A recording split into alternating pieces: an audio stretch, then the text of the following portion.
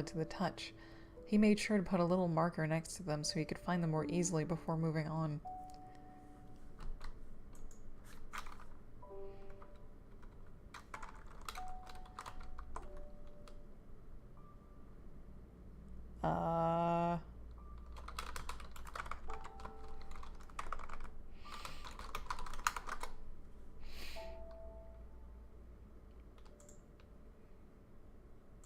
When did I go offline? Okay. Alright. Got about a minute left until we start a 30-minute sprint with Melody. And anyone else who has joined.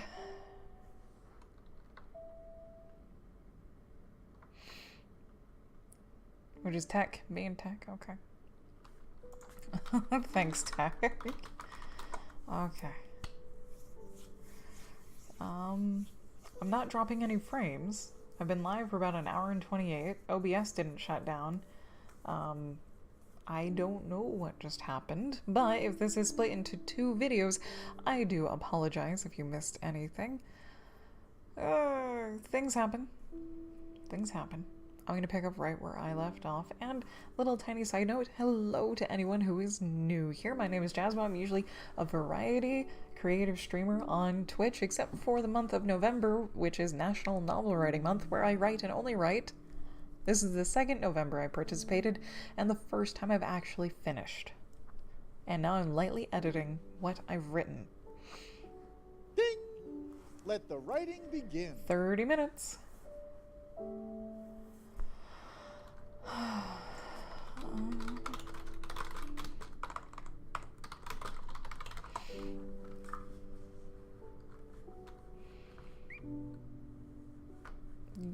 Yeah. Okay. Okay. Bodies. We're finding bodies frozen in the snow after a long, harsh winter. Little tiny animal. A squirrel is going out finding people who passed during a really bad winter. So a few more were found out in the open. Some meadow mice, another few chipmunks, but no larger mammals, no prairie dogs, no skunks. While the little ones were no less important, Chiff was glad that he hadn't found any close friends like Doug or their offspring. Oh, Tech Angel, that is a weird problem to have. Maybe Twitch glitched. Because I know my OBS didn't. Or maybe it did. It could have been my OBS glitching. But the website should be just fine?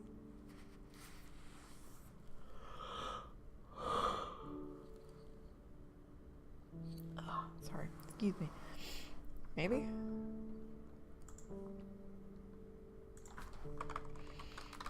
There we go. Air whispered ever so gently above Chiff. He thought it was a breeze at first, then looked around. A dark shadow was circling overhead in the morning light. The sight of the shape above him made his heart hitch, then beat wildly. His only notion was to stay still and wait. Above the meadow lilted a single bird of prey, an eagle, and one that Chiff knew well because of Polly. She had convinced him to only eat carrion and insects, 2 things that were very abundant around them throughout most of the year. The residents of the meadow rarely saw him, and Chiff had a sinking feeling of why he had returned. Okay. So, as far as Chiff knows, Polly convinced Sharp not to eat any live critters. But it was really Polly's mom and or grandma that did. Instead of diving down as if hunting, the eagle took its time descending. There was no need to cause alarm among the little animals that had been there for him over the years. They provided him with friends and family, which he had always returned when he could, appreciating that they all accepted, with him, the circle. Chiff, the eagle, landed gently in the snow, far enough away to alleviate concerns. He even tried to appear smaller than he was, while still keeping his feathers fluffed out for warmth.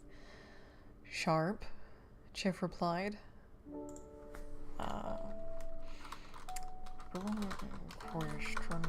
Tone. He had not seen the bird of prey since before the spring storm, the reason why too unbearable to think of for the squirrel. Silence stretched between the two, tensions a bit high. Sharp's eyes kept glancing over to where Chif had found the last of his fallen extended family, a few feathers twitching lightly with curiosity. Chif was nearly glaring back at the large bird, his own tail fluffed out to make him look larger and more intimidating. "You'll have to ask their families," Chif answered the silence. He knew what hunger looked like in his fellow animals, and Sharp was indeed very hungry. If the winter had not been kind to the prey with its blizzards, it certainly hadn't been kind to the hunters or scavengers. Wow. Sorry, my viewership just tanked because apparently awful things happening. It's okay. It's okay.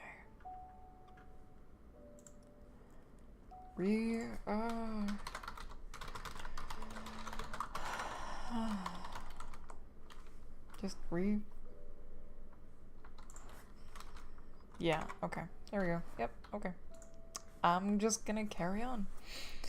Okay. Okay. Okay, that's fine. Oh, that's a big sentence. Wow, Dick, wow. Okay, I will definitely read that on my next break. That is a lot of text. I won't be the messenger for you. Okay. Yes. Sharp deflated at the squirrel's words. He had thought Chif would have more choice things to say to him and was glad his words weren't more negative. I'm not asking you to be the messenger, Chif. Sharp's tone was gentle and coddling. He knew how much pain the little squirrel felt, and seeing him again brought his own pain around again. I simply want to let someone know. Know what? Chif interrupted in anger, his eyes blazing bright. That you'll be carrying off with someone's kit? That you'll return with only their bones? Warmth flooded all of Chif's body in his anger, making him breathe harder. Deep within himself, he knew it was only natural for Sharp to do such a thing, but to do it to Polly was... it was unforgivable. Teary eyes, scrolling.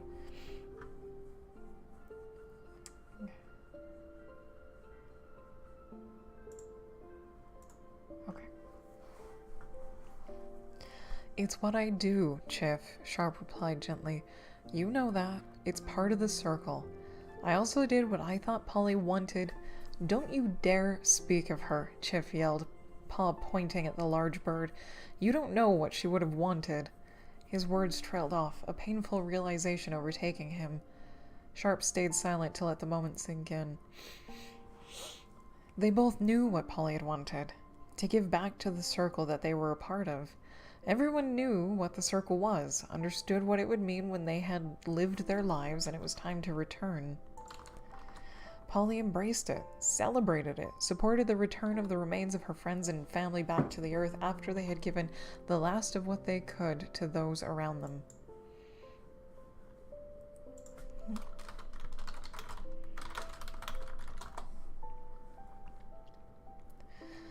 I'm so sorry, Sharp apologized, thinking of Polly. Chif held up a single tiny paw, his head tilting away from him. He had noticed Sharp had avoided the meadow explicitly since the storm, most likely because he wasn't sure if the others would still accept him for what he did, even though it was a part of the circle.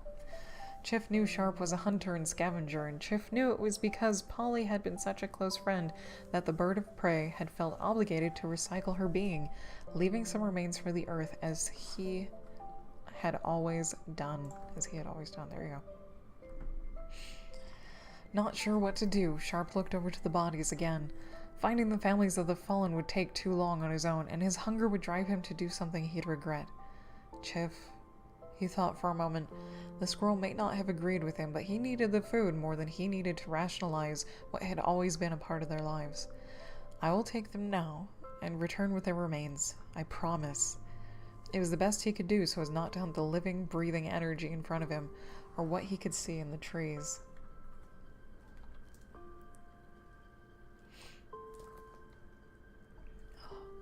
Chif was about to counter Sharp's words until he saw just how hungry the large bird had to be. He looked to be of normal size, but it was because his feathers were fluffed out to guard against the cold. Sharp should have looked twice his size instead of normal. Fine. Chip crossed his little arms, glancing in the direction of his tracks. They're over there. A few more under a tree that I marked on the east side. Thank you. Sharp did not delay in gathering his meals, his large wings creating a breeze to carry him away. Chip kept his back turned so he didn't have to watch. He knew the fallen would be absorbed back into the circle as they had always been. I guess about always would be. I might have taken out and always would be. Rest. Rest time. It is rest the voice time. Okay. So as I rest my voice, there's about 21 minutes left in the sprint. I'm gonna read, silently, Tech Angels, Thingamajig.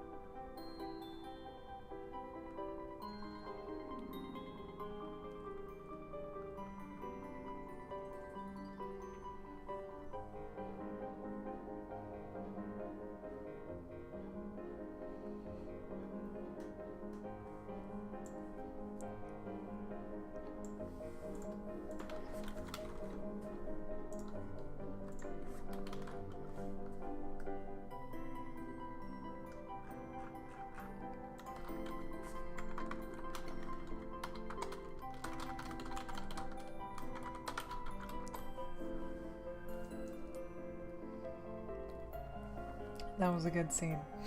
That was a good one. That was a very good scene. Okay. I think, yeah, I added all the parts in, so we'll eventually get to the other one. Holy criminy. Okay. There we go. Hot sun blazed in the sky, mixing with humidity that felt oddly good. Hummer was quickly getting used to the environment and climate, but still had a few hesitations when it came to actually staying with other hummingbirds. With the other hummingbirds? Yeah, because it's a group. It is a specific group. Okay. He didn't want to know any females. He didn't want to get to know any females, fearing he would grow too attached to one. And he didn't necessarily want to hang out with the males either. They were always competitive and wanting to challenge one another to contests. There we go. Got less than 18 minutes left in this sprint.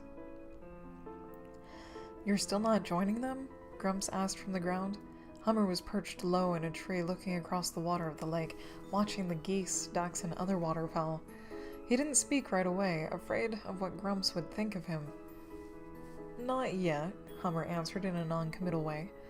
He glanced down nervously to catch Grumps staring with firm eyes at him. You know, they are hummingbirds, just like you. Grumps looked out over the water, recognizing the lack of eye contact was the only way to carry on their conversation. I know, it's just that... Hummer sighed, his head drooping a bit. Grumps didn't say anything, letting the young hummingbird take his time. They had plenty of it to spare.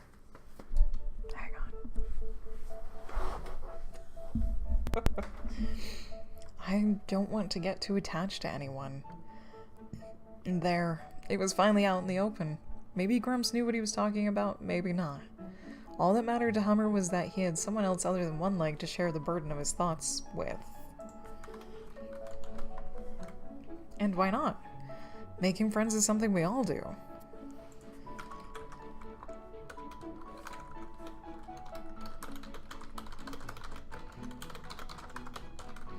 Sure. Hummer sighed. It's not the making friends part, he clarified, eyes looking back out to the water. It's the family part. Grumps nodded while he tried to remember just how hummingbird family dynamics worked. It took him a few moments to realize what the problem was. Hummer, Calliope hummingbirds have always raised their young alone, he said gently. But there's nothing in our world that says you can't be around when the eggs hatch. I know, it's just that after living with Roxy and Chiff and seeing how close your family is and the prairie dogs, the skunks, everyone else raises their families together. Why can't we? You do. Grumps looked up. That was condescending sounding. I apologize, it's not supposed to sound condescending. Hummingbirds live in a community just like the rest of us. You grow up together, support one another. You're already a part of their family to them. Carrying on with the next generation is natural, and helping those young hummingbirds, like Mage helped you, is helping raise the family as a whole. Hummer had never thought of the situation in such a way, and he realized why. Even though the other hummingbirds might have seen him as family, the feeling wasn't mutual. The squirrels were more his family than anyone, and he didn't want that to change. If you're afraid of leaving your furry family behind, don't be. Grumps blinked slowly, his gaze gracing the lake once again. Once your brothers are old enough, they'll move out and be on their own, but they'll still be around. Our meadow is large enough for the new generations to move on, but small enough to keep us together. 14.5 minutes left in the sprint. Quietly, he walked away, leaving Hummer to chew on his words. Sunset painted the sky in blazing reds that reflected in the lake below. Hummer had stayed on his perch all day thinking about what to do. He knew integrating with the other hummingbirds would be a good thing, and if he didn't, he would regret it, much like other things he had regretted. Silently, he made a promise to himself to stop regretting, that there would be nothing more to regret after that day. Okay. One Leg was on land, tucking himself in for the night when Hummer finally arrived. He was a bit surprised and disappointed at the same time. He was sure that by now Hummer would have preferred to stay with the other hummingbirds. Is it alright to talk for a bit before sleeping? Hummer asked. He didn't land until One Leg nodded. He touched down gently, his head tilting so he could look off to the side. He wasn't sure how his friend would react to what he wanted to do, or what he wanted to tell him. Is it all... Nope. Wrong place, okay. I was thinking today that I'd like to start hanging out with the other hummingbirds. He took a chance and glanced at the goose, relieved that he caught a hint of a smile in his eyes. Grumps and I had to talk today, and before I dive right in, I was wondering, would you be alright with hanging out for a few days? Hanging out, I guess. Hanging out with me for a few days, just until I get used to it.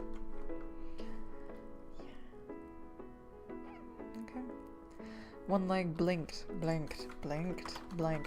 One Leg blinked a few times to clarify the questions for himself. Hummer wanted him to hang out in the meadow with the other hummingbirds, but it did make sense. Hummer had needed to hang out with him for a few days before they got to know each other better, and when they were doing that, he always had one or more brothers with him. Aha, words.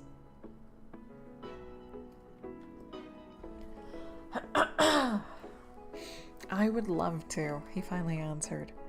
He saw Hummer deflate a bit at his words. I'd never let you face something as terrifying as meeting new birds alone. Yeah. He winked before tucking his beak into his wing, Hummer giving him a look that meant he had nearly crossed the line in his teasing. Okay. Water lapping at the shore woke Hummer early in the morning. It was time.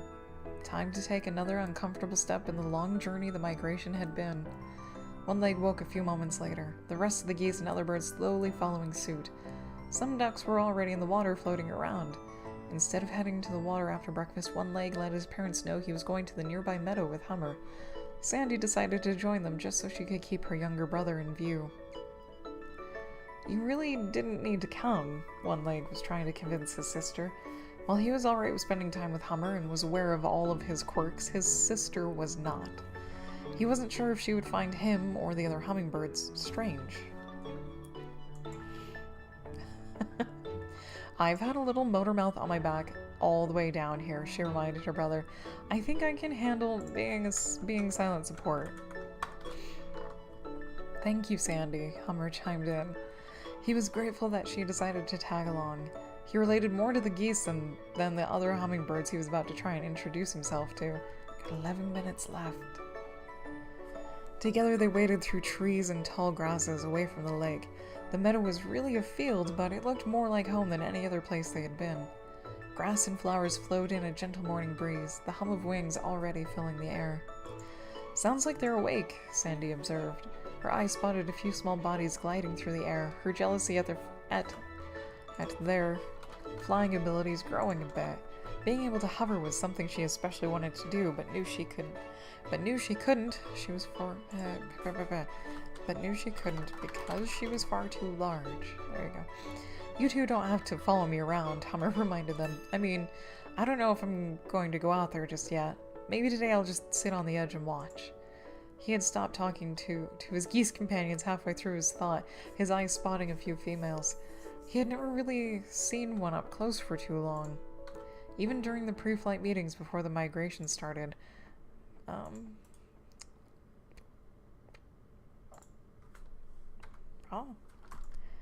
Oh, come on. It's a word. It's a combination or it's just a word. Pre-flight. Yeah, occurring before a flight in an aircraft. It doesn't need a dash. It is a thing. It is a thing. Okay. It's a thing. Okay.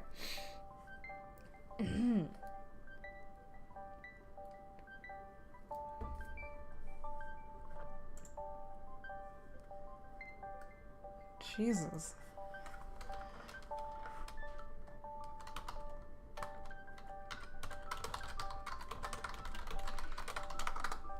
I guess chat is back. Twitch is back to its good old self, hopefully. Okay. That's alright. I was gonna nap most of the day anyway, Sandy answered. She nudged her brother so that they could find a place in the shade to sit and watch. Hummer idly followed them along the tree line until they found a nice place that let them overlook most of the field. Finding a perch, Hummer made himself at home. He started to count the number of hummingbirds he could see, somewhat surprised there were so many. Okay. After counting them several times, he started to categorize them. There you go.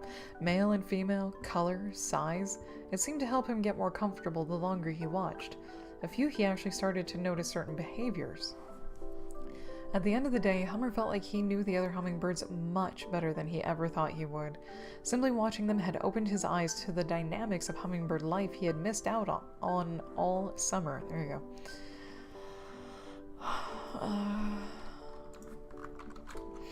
He had missed out on during the summer. Just going to the cabin and practicing his flying was barely the tip of the boulder for him. There you go. Okay. One Leg and Sandy walked him back to the lake when evening arrived. They had spent the afternoon talking, playing little games, reconnecting again. When they saw Braun, they waved him over to fill him in, letting their brother know they'd be at the field the next few days in case he wanted to join. Watching hummingbirds wasn't something he thought of as fun, but when he saw Hummer was still with them, he decided to give it a try. Huh. Okay, apparently Twitch has fixed itself. 7 minutes left in this sprint.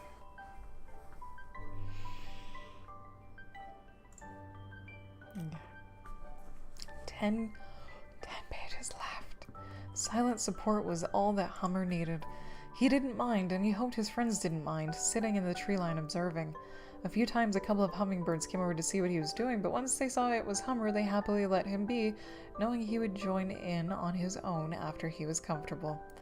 They had at least learned that much about him while they were at the meadow, and Mage made sure that they understood his circumstances to avoid being avoided because of misunderstandings, at least for the males.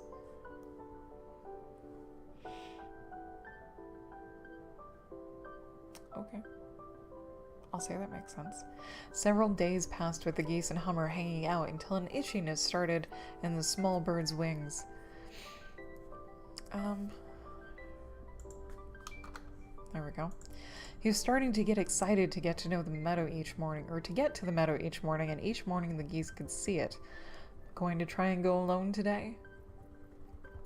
Let me rephrase it. Going to try and go alone today? One leg asked during their breakfast. I think so. If that's all right, Hummer asked.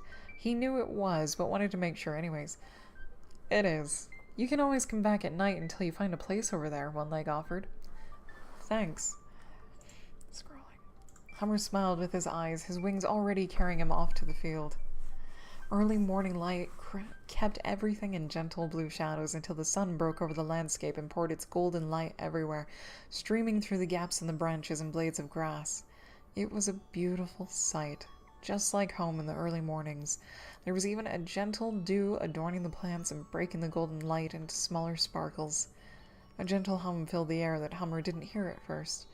When he became aware of it, a slightly larger female hummingbird landed next to him, her very green eyes looking out across the field.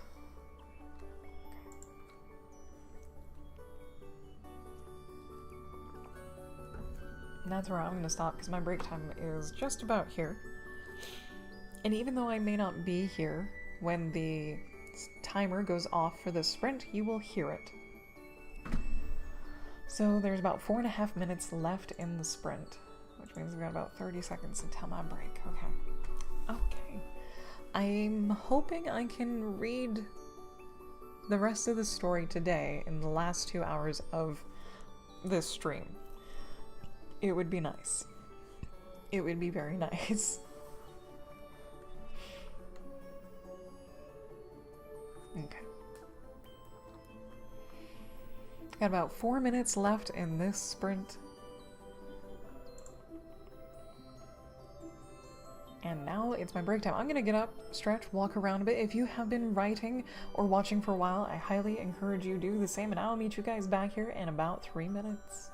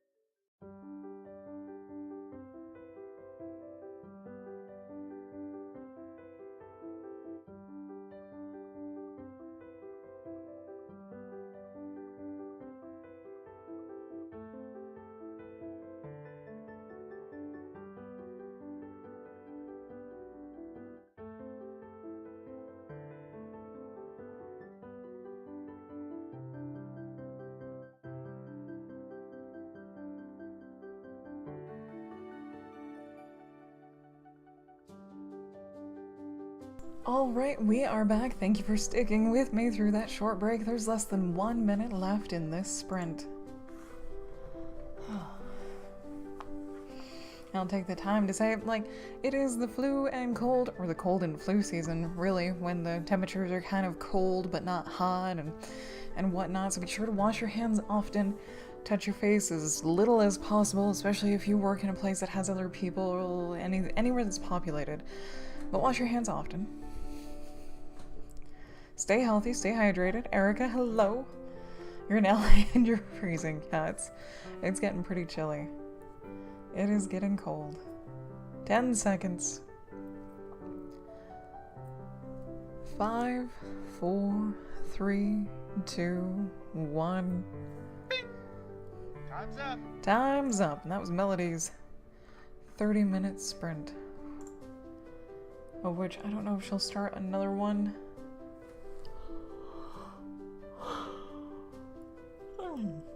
Or not. I think she was going to stop streaming at 6 o'clock her time, which is about another hour, so she might get 1 or 2 more sprints in before ending. two pairs of socks. Oh my. Living in LA and wearing 2 pairs of socks.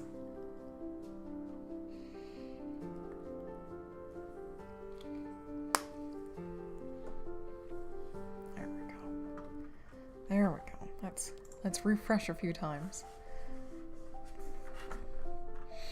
See if peeps get their word count in. Sorry.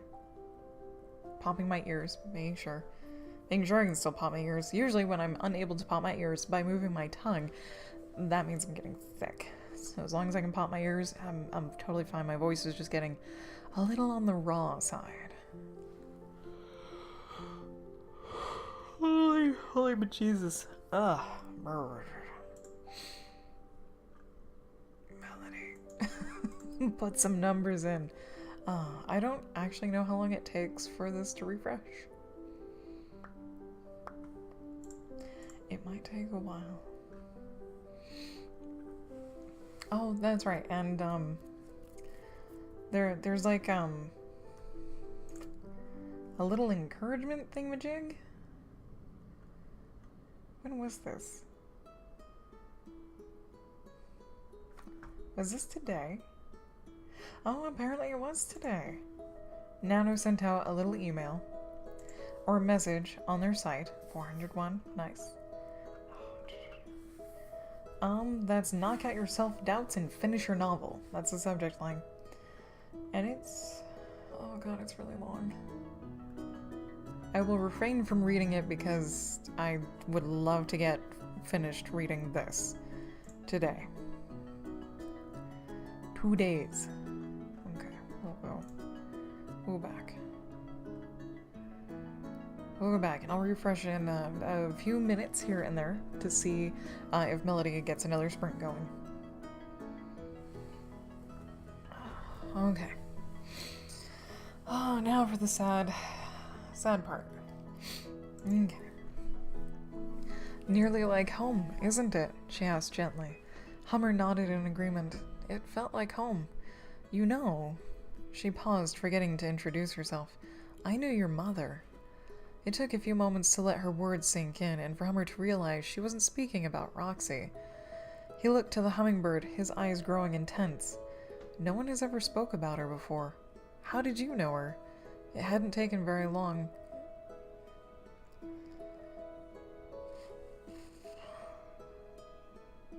That's a weird sentence. It hadn't taken very long of his mother avoiding the subject of who his real mother had been to make him stop asking. Okay. There we go. That makes a little more sense. Slightly. I'm verdant, by the way, the female introduced herself. My manners are a bit out of practice. Hummer, he replied. I know, dear. I think all the deers are going to be deers. Mr. Roy, hello. Good afternoon. How are you doing? Hope you're having a wonderful day today. Erica, you too. I hope you're having at least a better day. Keeping warm over there. Getting chilled, getting some words in. There we go. There's a 30-minute sprint that's going to start in about 4 minutes. Okay. I'm going to have to go back and find all of that because there's no human references. Trying to keep warm? Yes. Drink all the warm goodies. Teas, coffees, hot ciders. Ooh. Oh. It is almost time for hot apple cider. Not today, but usually around Thanksgiving is when the hot apple cider starts to come. Yes. Sorry. I must share the hot apple cider. Usually, when my family makes hot apple cider, we buy just a normal jug of apple cider, and then put some in a pot on the stove or in a crock pot and turn it on low, and then get an orange and get whole cloves, the little black spiky looking guys, and stab the orange with the cloves all around, and you stick the orange in with the apple cider. And you can add some nutmeg and some allspice. Super delicious. You let it sit in there, get warm, steep all day long. Oh, so good. So good. Okay. Anyways. She smiled sadly with her eyes, not wanting to tell the story of his mother, but she needed to. She wasn't sure if anyone else had, and she had been close friends with her before she passed. Before the storm this last spring, your mother was the light of our little meadow, Verdant started. Hummer turned so he could face her better. Or better face her, there you go. His attention solely attached to the bird in front of him. To the dull brown bird in front of him. I do need to start doing that. It's because of her we're all friends with one another. The squirrels, the skunks, everyone else. She spread kindness wherever she went and encouraged all of us to pay it forward and support one another. It's because of her Roxy took you in.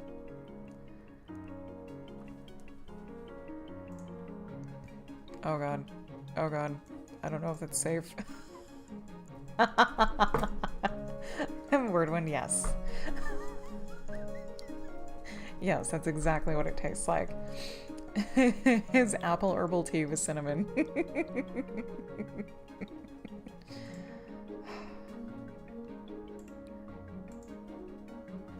That's awesome. I'll have a black cherry. I love black cherry. Distractions. Okay.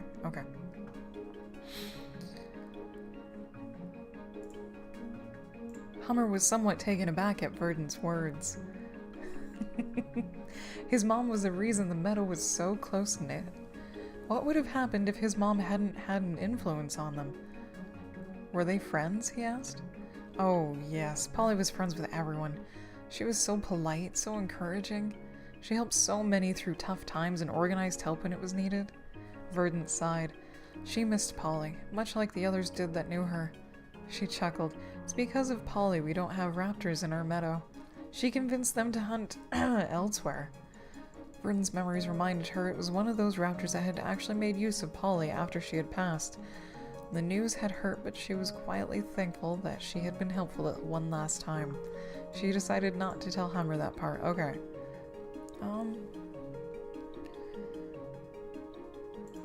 We don't have raptors that actively hunt. Ding! Let the writing begin. 30 minutes. Go. 30-minute sprint of writing. Go, guys. Go. And let me link these again. Here's a 2007 pep talk from Neil Gaiman. Gaiman. That dude. And here's this year's pep talk from Grant Faulkner. There you go. They're actually really handy, really useful. Lets you know you're not alone in your writing process. Yeah. And I do think they're like relevant and related to one another. And I'm wondering if the NaNoWriMo site has like all of their pep talks archived. They must in some fashion because Tech Angel linked to the 2007 one. But we can just go pep talk. More distractions.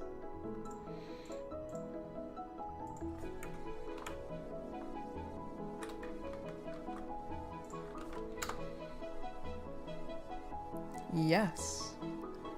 Yes, you can. And there is an archive.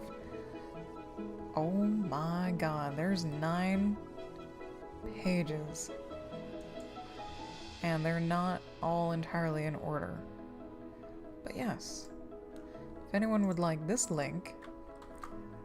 Sideshow, hello, you're a distraction. Oh, you're not a distraction. Your art's a distraction. Okay.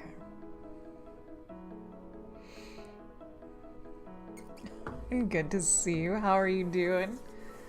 Hope you're having a good day today. Hope you had a good weekend. I'm just reading along here. Oh, just reading along, lightly editing. Mom, or Roxy said she found me in a storm.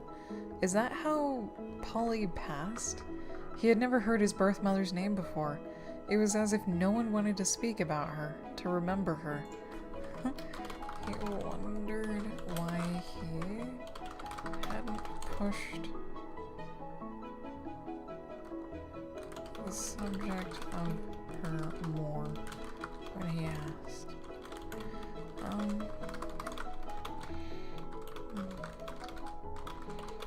Sure. It is, Verdant confirmed. I'm surprised Roxy didn't tell you all of this already. Oh, she avoided the subject whenever I brought it up. I'm not sure if she was waiting until I was older, but no one else has told you about Polly? Verdant's head tilted to the side, sadness showing clearly in her eyes. No, Hummer shook his head. I stopped asking when Mom kept avoiding it. Ah, I can see why. She sank into her perch a bit more to get comfortable.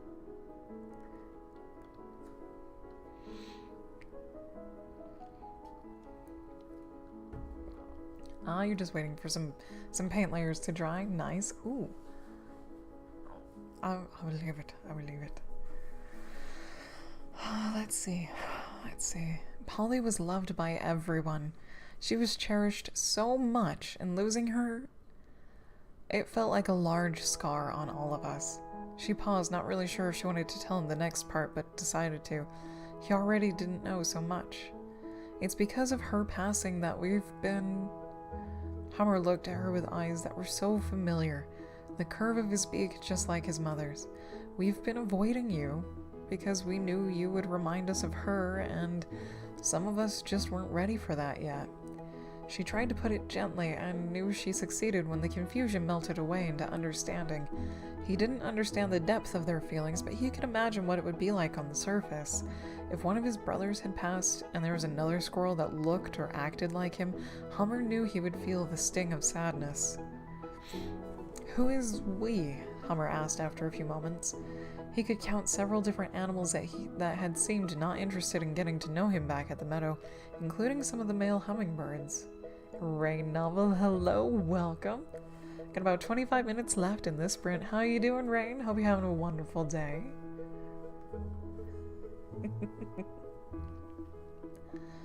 Quite a few of us, I believe. Almost all of us females. Those that were especially close to her. Would the females be willing to... Would it still hurt too much if they saw me? Sadness laced every fiber of Hummer's being, his conversation with Grumps coming to mind. The younger ones wouldn't have known Polly, and I'm sure if we got to know we would we would see that yes, there is a part of Polly in you, but you are your own bird. Verdant had come to the conclusion only a few days ago when she saw him sitting on the edge of the tree line, the geese sitting below him. Eventually he would need to really integrate with the rest of the hummingbirds if he was ever going to be a part of their extended family. Just woke up from a nap, doing great, awesome.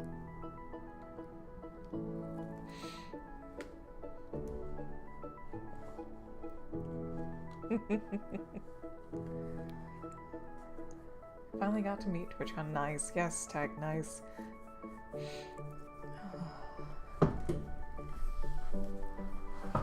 TwitchCon. Might have to. It would be nice to go to a TwitchCon, or any con, but dude, nervousness and anxiety might keep me home permanently. But I know Sideshow made it out there. And while it wasn't like the super most bestest awesome TwitchCon, it was still pretty good.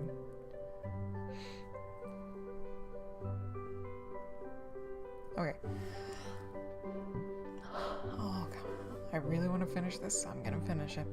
It may be a bit rough at first, she included, so as not to get his hopes up too high, but time will help. A smile grew in her eyes, one that he returned, a new hope growing in his chest. Would today be alright? He asked.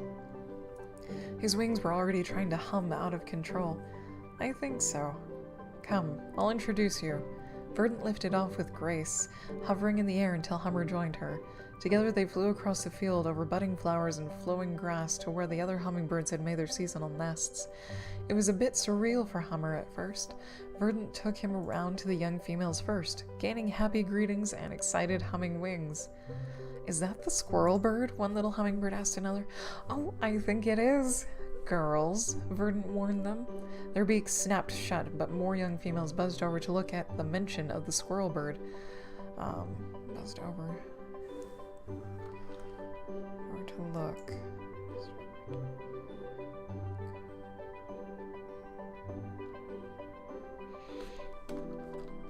Ha, sure, why not? Ooh, novel cover, oh dear. What? Nice, right? That's pretty awesome. Holy crap.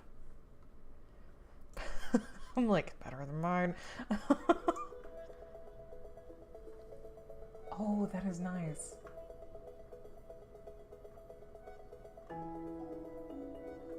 Good job. And thank you for sharing. Guys, if you have links to any of your works that you would like to share, please do so. I only seem scared because it like threw up all of my other internet browser windows at the same time, and I wasn't sure what to expect because, you know, Twitch and boobs don't mix, so you never know when random boobs will fly up. So I kinda gotta keep everything off the main screen, just in case. I know that probably won't happen, but just in case.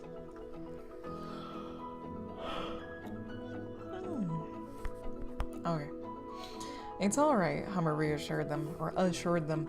Roxy, my squirrel mom, found me in a storm and decided to raise me when my actual mom passed.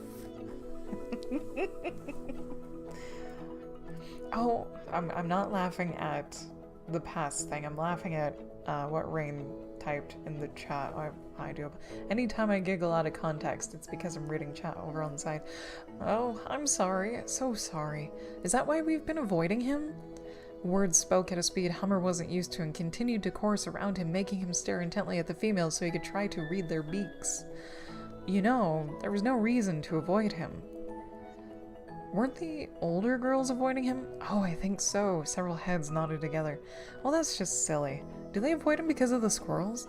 Oh no, I think I heard someone mention that he reminded them of someone. Conversation suddenly stopped when their thoughts went back to his real mother. She had passed during the storm. Oh dear. Realization dawned on them all.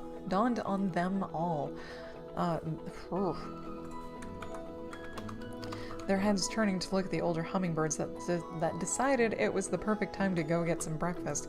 Only Verdant stayed behind. Yes, girls. Comma. There we go. His mother was very dear to us, a cherished friend.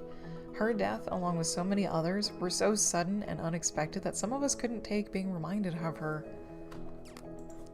so soon. Oh, there we go.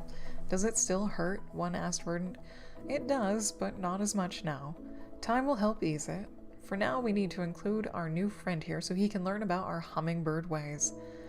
All the little females perked up with shining eyes. Of course they would include him. They started by whisking him away to some of the tastiest flowers they had found. It was like being with his brothers again. The young female hummingbirds were full of positive energy that simply poured out of them. After breakfast, they sped off to go meet up with the males, and all the young ones started to play games and practice their dances. It was the most fun Hummer had had since leaving the meadow, and finally it felt right to accept the hummingbird part of himself. He hadn't realized, but at the meadow he had tried to keep his bird tendencies pulled back because of his brothers. They couldn't fly, so he always stayed close to the trees or the ground. The other hummingbirds flew this way and that, up high, down low. They held races and endurance tests, and that was just the first day. When it came time to sleep, he headed back to the lake to find One Leg. Hummer spoke so quickly it sounded like a high-pitched buzz. One Leg appreciated that he was so excited, but he really needed the hummingbird to slow down so he could understand him. Ooh. And that's where that sentence ends. And that's where I'm gonna leave it. I will add more later.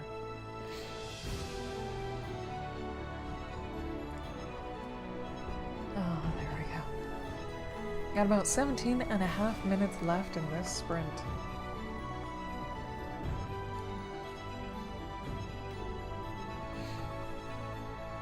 And I need to take a break. Which is me just sitting here doing nothing.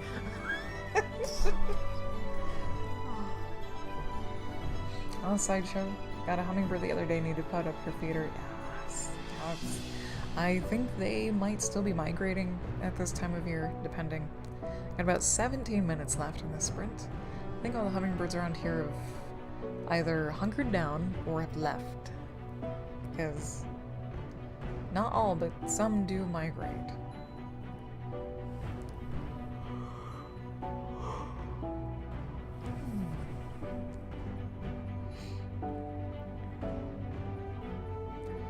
I need like a drink or a lozenge or something that magically restores my throat to awesomeness.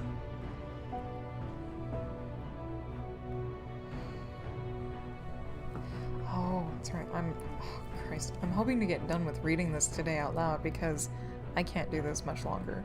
Like, reading, talking out loud for about 4 hours, probably closer to 3.5. It's just too much.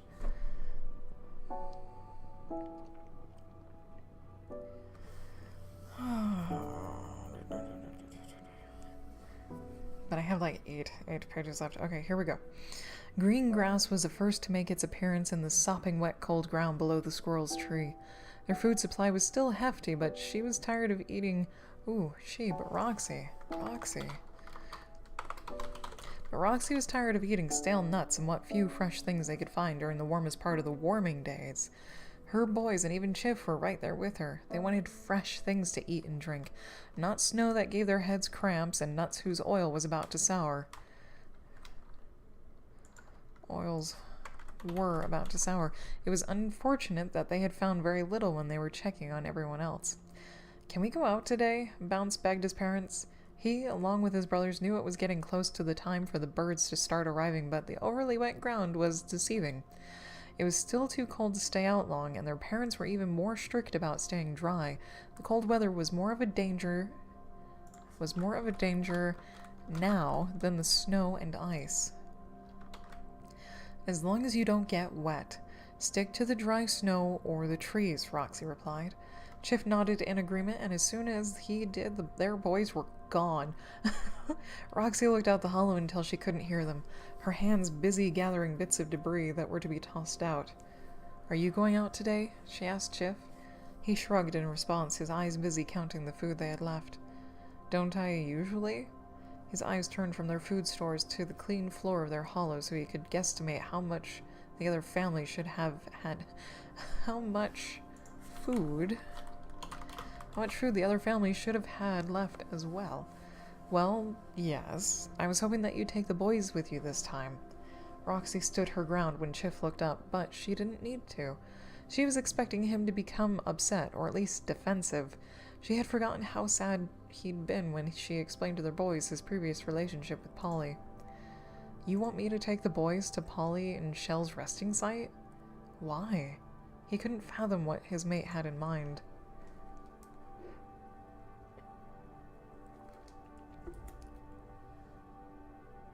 Okay. So they can get to know her better. And you. When you talk about her, we learn so much about you too. Roxy smiled with her eyes, appreciating how flabbergasted Chif looked. She had wanted to suggest taking the boys with him for weeks, but was unsure of what his reaction would be. I guess I could take them, Chif asked. He had never thought about taking his boys to meet what could have been the love of his life. He wouldn't tell them that part, of course, but it wouldn't hurt to let them know more about her than what they already knew. Scratcher, Hider, Runner, Tosser, Bounce, Oh No, and Stuffer were sitting on the roots of their home tree when Chif found them. They were debating on what game to play, as most of them meant getting wet, and getting wet in the near-freezing puddles around them wasn't entirely enjoyable. Boys, Chif greeted them, let's go visit Polly. Let's go visit Polly today. 7 sets of ears perked up at their father's words. Visiting Polly was something he had always done by himself, and after learning about her throughout the winter, they wanted to know more. A perk was getting to know their father better, too, something they had all wanted.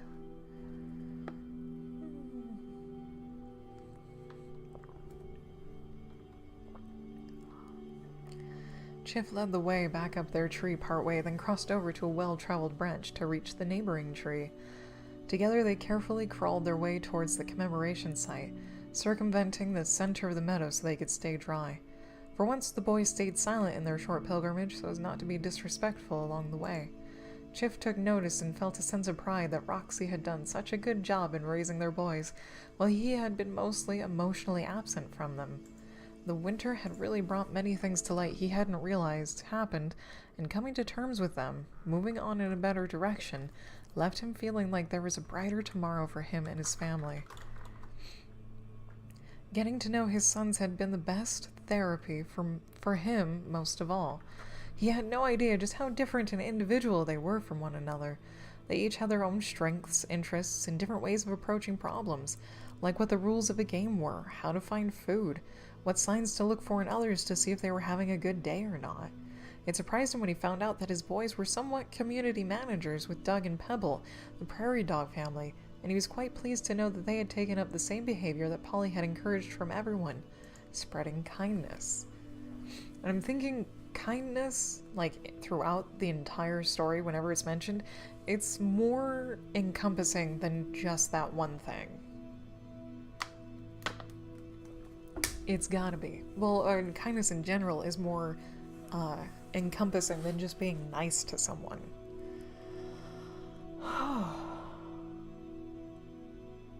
Rest. Gotta rest.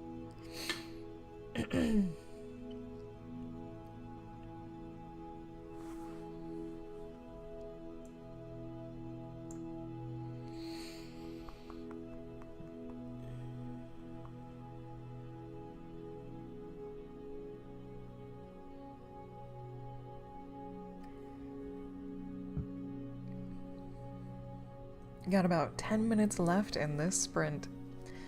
Finally, the tree Chif was looking for was underfoot.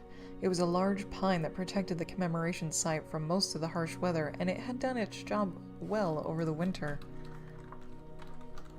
Snow had already melted, revealing the bright new grass of the warming days. Slowly, they climbed down in single file, and once on the ground, the boys let Chif lead them around the mounds until they arrived at a few in the front. Bright red berries that were still frozen rested on 2 sites, little wreaths of dried grass letting everyone know just who was resting there. Well, boys, this is Polly. He stood tall and as proudly as he could. Oh dear. A paw pointing down. And this, he pointed to the mound next to it, is Shell. Who is Shell? Stuffer asked. All eyes were on the unknown, new-named resting place. Shell was Polly's other chick. He waited for the boys to work out what his words meant on their own. When they did, they all looked at him with sad eyes. Hummingbirds normally have 2 chicks. Your mother only found Hummer's egg during the storm. I found the pieces of the shell of her other egg afterwards. Though the words were difficult to say, they weren't as difficult as Chif thought they would have been. The brothers nodded in understanding of why Shell was named as such and didn't push for more details on just what Chif had found. They didn't want to know if he truly did find only the pieces of a shell or the rest of the unfortunate soul as well. Question.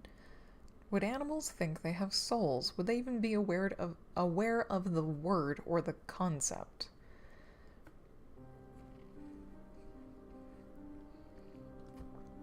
This might be the only time I've used that word. Got about 8 minutes left in this sprint.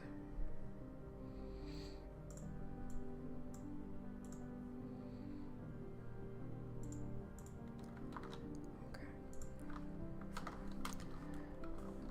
You can do it. Oh. Oh, why is it all the way over there? Oh. Aha! At the very end. Only 2 instances. Okay. Only 2 instances. Okay, so I might find a different word for soul. Maybe. Ugh. I don't know.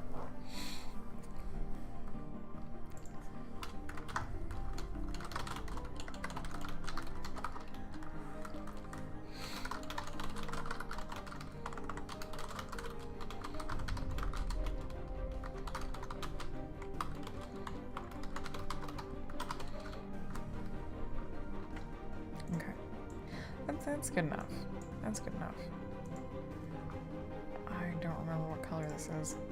Apparently that one. Okay. Oh. Rain, I think I got rid of that particular command. Because there are a lot. But you can do command feed, pet, ranks, save, shoutout, which is just SO, and spend krill. Those are the active commands that people can do. Yeah, I got rid of the commands to access all the commands, just because I was rearranging my commands and filling them out to be more detailed but fewer words, that sort of thing. So yeah, I didn't put it back in. I did not put it back in. So, thank you for doing that and pointing that out. I need to do it again. I need to put the command back in. Or the commands command, so people know what it is. Or what is available.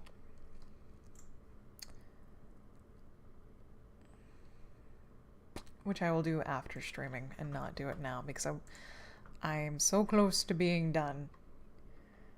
But I only have 30 minutes. Okay. Nice to meet you, Polly and Shell. Oh no, spoke up. His brothers followed suit and even introduced themselves one by one, stating their names, who their parents were, and a couple of their interests. Chif appreciated that they spoke to Polly and Shell like they would anyone else. It eased some of his own tensions, for he did not know what to expect from his sons when they met those that were most dear to him. Thank you, boys. Chif gathered his sons into hugs, squeezing them tightly and fluffing the fur on their heads. We should be thanking Polly, Hyder replied.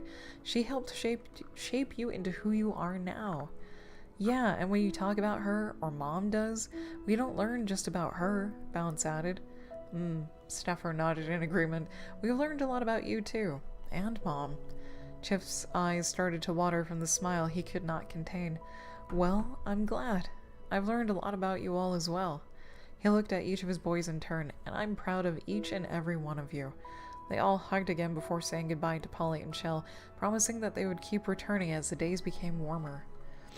Roxy greeted her boys when they returned, seeds and nuts laid out for them so they could eat together. Well, how did it go? She asked them. Mouths were already stuffed full of food, but the shining smile in everyone's eyes told her that it couldn't have gone better. She was personally satisfied that Chiff had finally connected with the boys and was, for the most part, working his way through his depression. She had been worried all through the summer that he wouldn't be able to pull himself out of it, but he had, thanks to their sons. She wondered if they could help other animals like they had their father, and made a mental note to ask them about it in the following days. For the time being, she wanted to enjoy her, but for the time being, she wanted to enjoy their family and the contentment they had found. Okay. Got about 3 minutes left in this sprint. Okay. Winter passed in the sunny southern hemisphere almost too quickly for Hummer. Just as he was getting comfortable and getting used to his newly integrated family, they had to leave again. It was time to return home, the long journey looming in front of them. Everyone else was ready to head back home when the time came, especially the little hummingbirds. They wanted to get back for their mating. Oh my god, things! They wanted to get back for their mating season and start raising the next generation as soon as possible. Hummer was excited as well, but it was quelled every time an older hummingbird looked at him. There was a twinge of pain in their eyes, but even as it lessened over time, it was still there.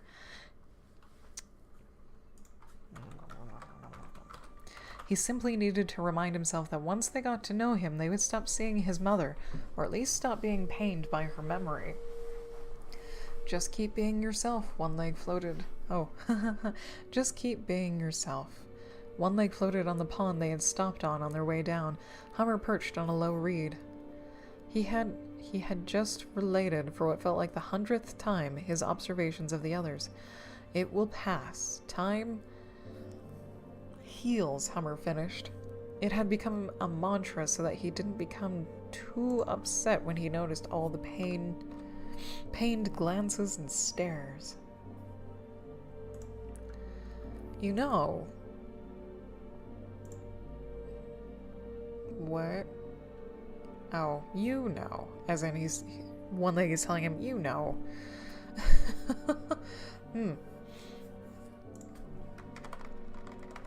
Now, go get some food, hang out with the others. Go get some food. And hang out with the others. We're leaving early in the morning. Hummer nodded, his tiny body gliding away. Is he still having trouble adjusting? Beige, One Leg's mother, coasted over to her son. Boop. She had watched the hummingbirds to make sure she didn't need to step in on Hummer's behalf, even though she didn't know what she would need to do. Didn't know. Sure, why not? I think he's fitting in with the others his age, One Leg replied. It's the older ones that remember the storm. Oh, Polly. Beige's head bowed. She, too, had been friends with Polly, just like everyone else. 30 seconds left. There would never be another Polly, and she was a great loss to the community. He's struggling to show them that he is himself and not his mother, but there's no way not to be reminded of her when you look at him, right? He looked up to his mother, who nodded without looking at him. His parents and older siblings had told him about Polly when he was very young. When the news of her death and all of the others reached them, he was sad that he had never had the chance to meet her. Bing. Time's up. Time is up on that word sprint. How'd you guys do? Oh, Pine Lord's handwriting. I know Pine Lord's handwriting. Oh, Jesus Christ, my throat. Anyways, Melody might have one more sprint left in her. I don't know. I does not know. I might be able to find out.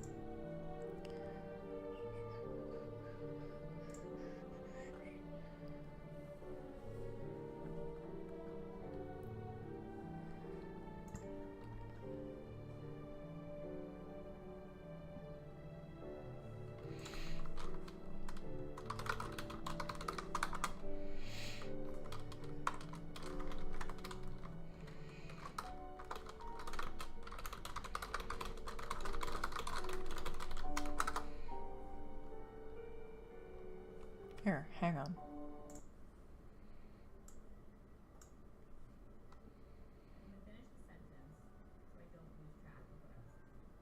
Oh, you'll be able to hear her anyways. Damn it. Okay. Okay. One more sprint. There you go. Sorry. I didn't have to really mute my desktop because you can hear it through the speakers anyways. That's okay. But Melody is going to be doing one more sprint. Yeah. Oh, thank you, Tech. Thank you. That's alright. That's alright. Oh, because of the delay. I see, I see, I see. Oh, a lot more bodies popped in. Okay. Yeah. Nice.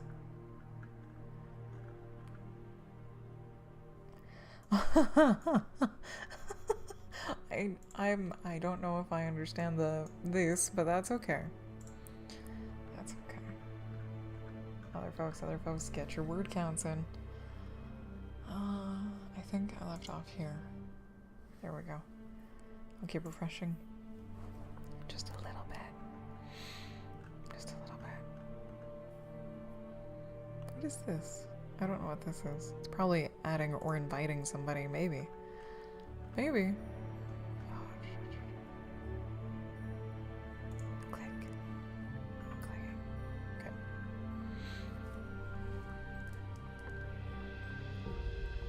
Alright, while we wait, let's read some more. Time passes differently for all of us. It's quick for some, long-lasting for others. Polly... I think it's safe to say no matter how time passes, she's left such an impression that we'll never forget her. One leg could only nod, his head turning to tuck into his wing for the evening, his last thoughts of hope for his tiny friend. For the rest of the way back, there was nothing unusual that happened. Huh. For the rest of the way back...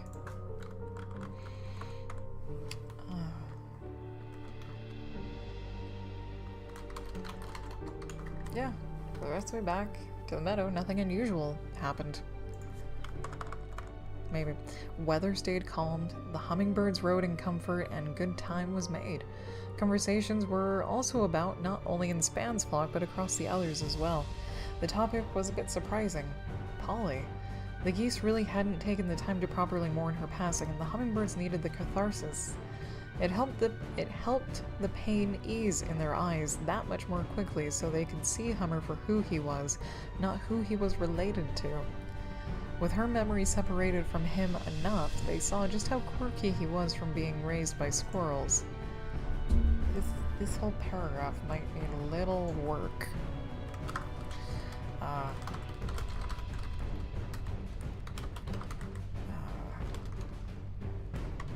I guess needs some work, really. Okay. Hey, you can highlight the whole damn thing. That makes me happy. Sweet. Okay. Aha. Next sprint is in a minute and a half. We're just snapping right into it, because I think that's... yeah, Melody needs to end at about 6 o'clock, because they have a second channel. Her and her husband has a second channel, The Whole Card, where they play board games, and I think tonight is a board game night? I think? Alright. By the time the meadow was in sight again, the flocks, big and small, were as close as any family could get. When they landed, they were greeted by even more family, a small celebration breaking out at the arrival of the geese.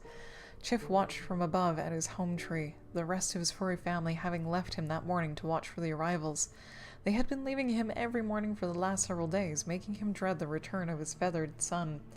He didn't want to be reminded of what was lost again after having so much time to heal and enjoy his family during the winter. That seems... wow. Okay. Animal sounds and cheers echoed throughout the meadow for the rest of the day into the night. Not even all of the geese had arrived yet, but it was set. Huh.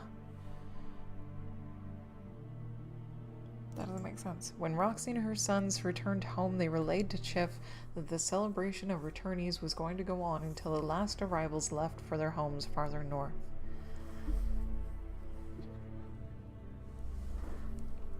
Oh, okay, okay. It slightly makes sense. It's a little bit choppy and rocky right there, but it'll be fine. It'll be fine.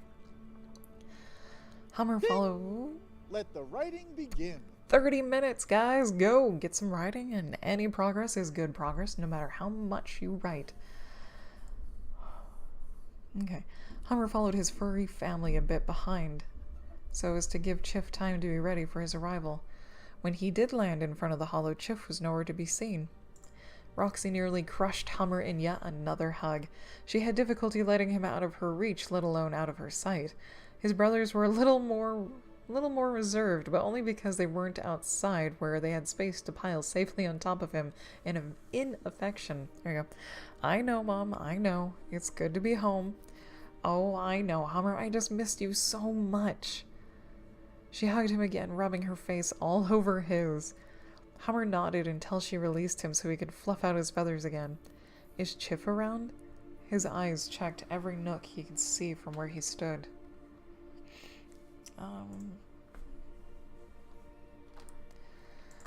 Yeah.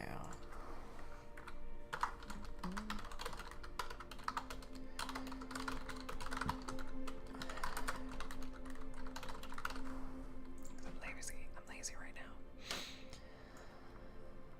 Oh, he's probably at the top again. Roxy looked up even though she couldn't see outside. He's been doing that lately, but he'll eventually come back in. Why do you ask? Could you tell him that I'd like to talk to him? Roxy froze where she was, her son's words implying more than he was saying. Honey, what's wrong? Concern grew in her eyes, his brothers also gathering in front of him, ready for support. I've had a lot of time to think. 8 heads nodded, staying silent. I think it would be best if I moved out with the other hummingbirds. He tried to put some finality to his words, but they faltered at the end when he saw the hurt grow in their eyes. Now you listen here, Roxy tapped her foot. You can move out when the rest of your brothers do, and I won't take no for an answer. Her mouth pounded heavily, arms crossing and head nodding. Hummer smiled with his eyes, his mother being very endearing. I guess endearing is in there. He had missed something fierce. He had missed her something fierce? Yes. He had missed her something fierce while he was away, and it was her strong will that gave him strength for what he wanted to do. He nodded a few times. All right, he conceded. But I do need to get ready for the season. Roxy nodded but didn't expect Hummer to leave. When he did, she was stunned, not sure what to think other than feeling her heart break a little. He was growing up too quickly, and she just got him back. She didn't want him to leave again so soon. And I have about 10 minutes left in my stream, so I will not be here for the end of this writing sprint. So I'm going to paste it in chat. There we go. For anyone that would like to join, you got to be a buddy of Melodies, but I'm like, but if you aren't a buddy of Melodies, I do believe this, yes, that is her profile as well. It's just singing kazoozas over on Nano, the Nano website. Okay. I'm not ending... Oh, wait.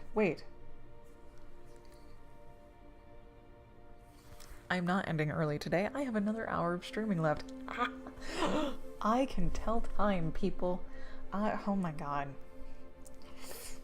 Kerfluffled am I. I'm super kerfuffled. Meh. For some reason I thought I was going to be ending my stream in about 9-ish minutes, but that is not the case. I have another hour to go.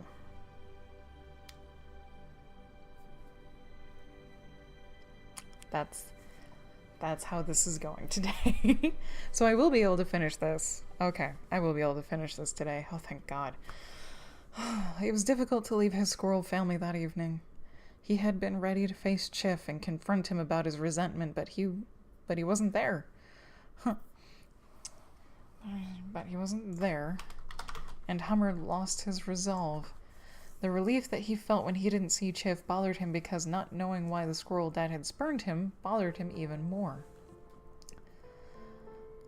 Thank you, Tech Angel, for catching that.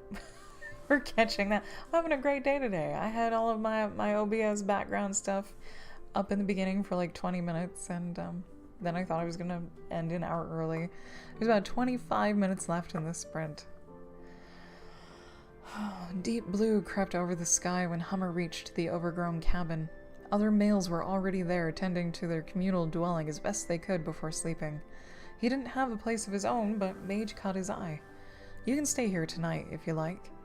His gentle expression was more fatherly and welcoming than Chif had ever been. For a moment he wished his furry dad would show him the same feelings.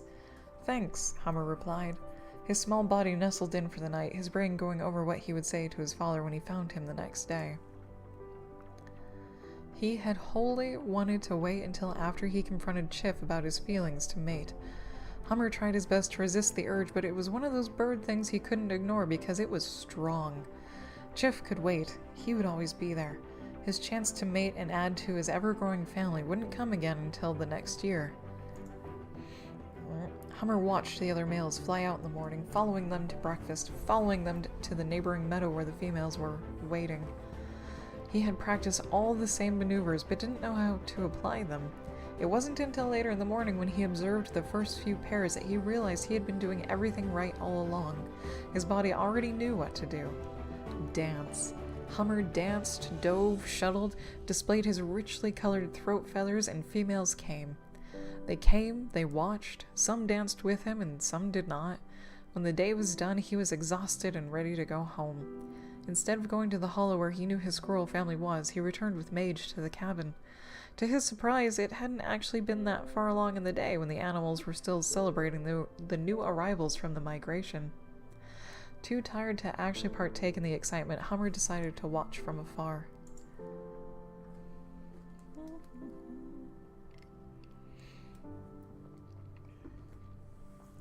All of the Squirrel Brothers finally found their feathered missing family member near the pond. They had worried about him when he didn't return the night before and wondered why he hadn't stayed. It wasn't clear to them what getting ready for the season was, and they weren't sure if they should ask. All they knew was that they wanted their brother back. "Hey guys," Hummer smiled with his eyes at his brothers. All 7 of them had bounded through the tall grass, leaving a trail he could trace back almost to their tree. "Hey," Runner said. The rest followed with a similar greeting. "Why didn't you come home last night?" Oh No asked. His eyes were sad, his hands fidgeting about not knowing what to do with them. Hummer was confused. He had told them why. To get ready for the season. Today was the first day. "Season of what?" Tosser's tail twitched. "All of the birds are still returning. We thought you would stay with us." "Oh, not that season," Hummer realized their confusion.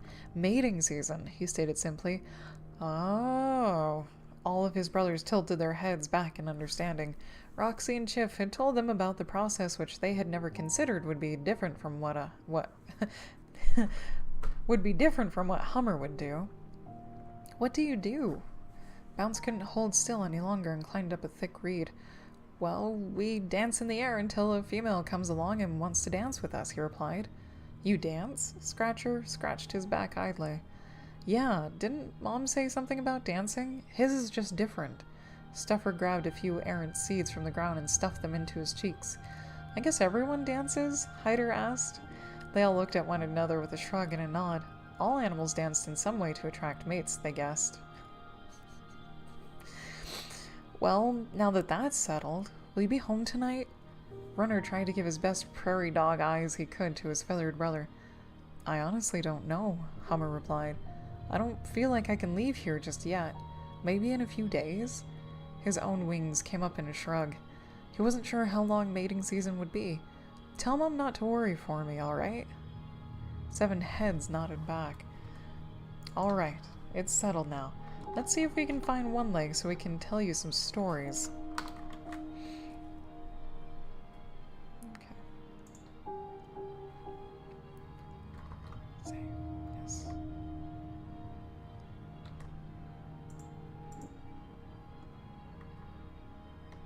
That was a mistake. Fuck. There's the epilogue. Sorry. That. Okay. I'll leave everything highlighted because there might be some other stuff in there that needed attention that I highlighted, and I don't want to foobar myself. I thought it would be a good idea to unhighlight everything. Got about 20 minutes left in this sprint. Okay. After getting much needed rest in the several days since they arrived from their migration, the geese were ready for their final flight home. The celebration of their arrival morphed into their ongoing away party, the whole meadow attending except for one lone squirrel. He watched from the treetop of his home, wishing that they would take Hummer with them so he could finally move on completely from the spring tragedy. Yes, there we go. Such was not his luck. He knew Hummer would return. Roxy insisted that he live with them until his other sons left, and that meant another year, if not two, that he would have to endure being reminded of his beloved Polly. He wasn't sure if he could stand it. Meanwhile, Hummer was seeing off his goose family, flying with them until it was too high to continue, until they were too high to continue with them. They promised to return before the next winter so they could go on another adventure together. He was going to hold them to that promise. Okay. After they left, the meadow became peaceful again, much more so than it had been since they came back. It was a bit eerie at first until he realized just how much he had missed the calm. It reminded him he still needed to do something. He simply needed to also find the motivation to go through with it. Not motivation. Courage? Something similar to courage?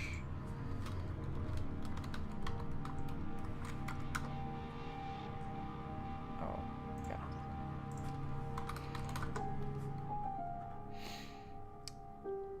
Determination? Where are you?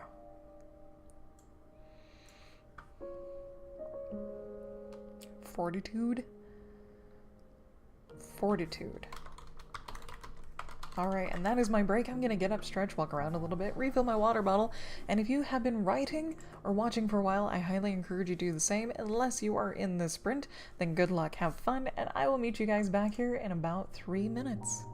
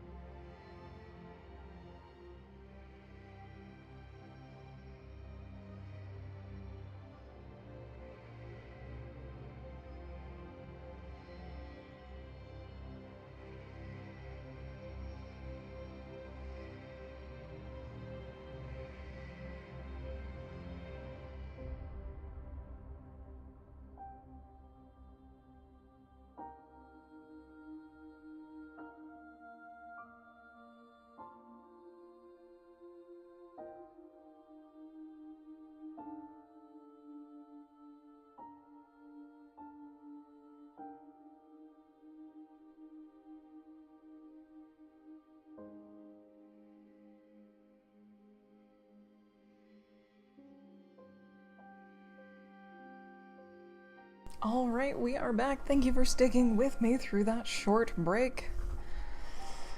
Oh, there's only a little bit left to read. And there's less than 15 minutes left in this sprint. And I think I thought I was ending early today because it's dark and cloudy. I cannot tell what time it is if I look outside. Like, there's no indication that it is any time other than daytime. So I thought it was later. Oh, you need to name the goblin tech. Oh. There's always a fantasy name generator. There's always different cultures.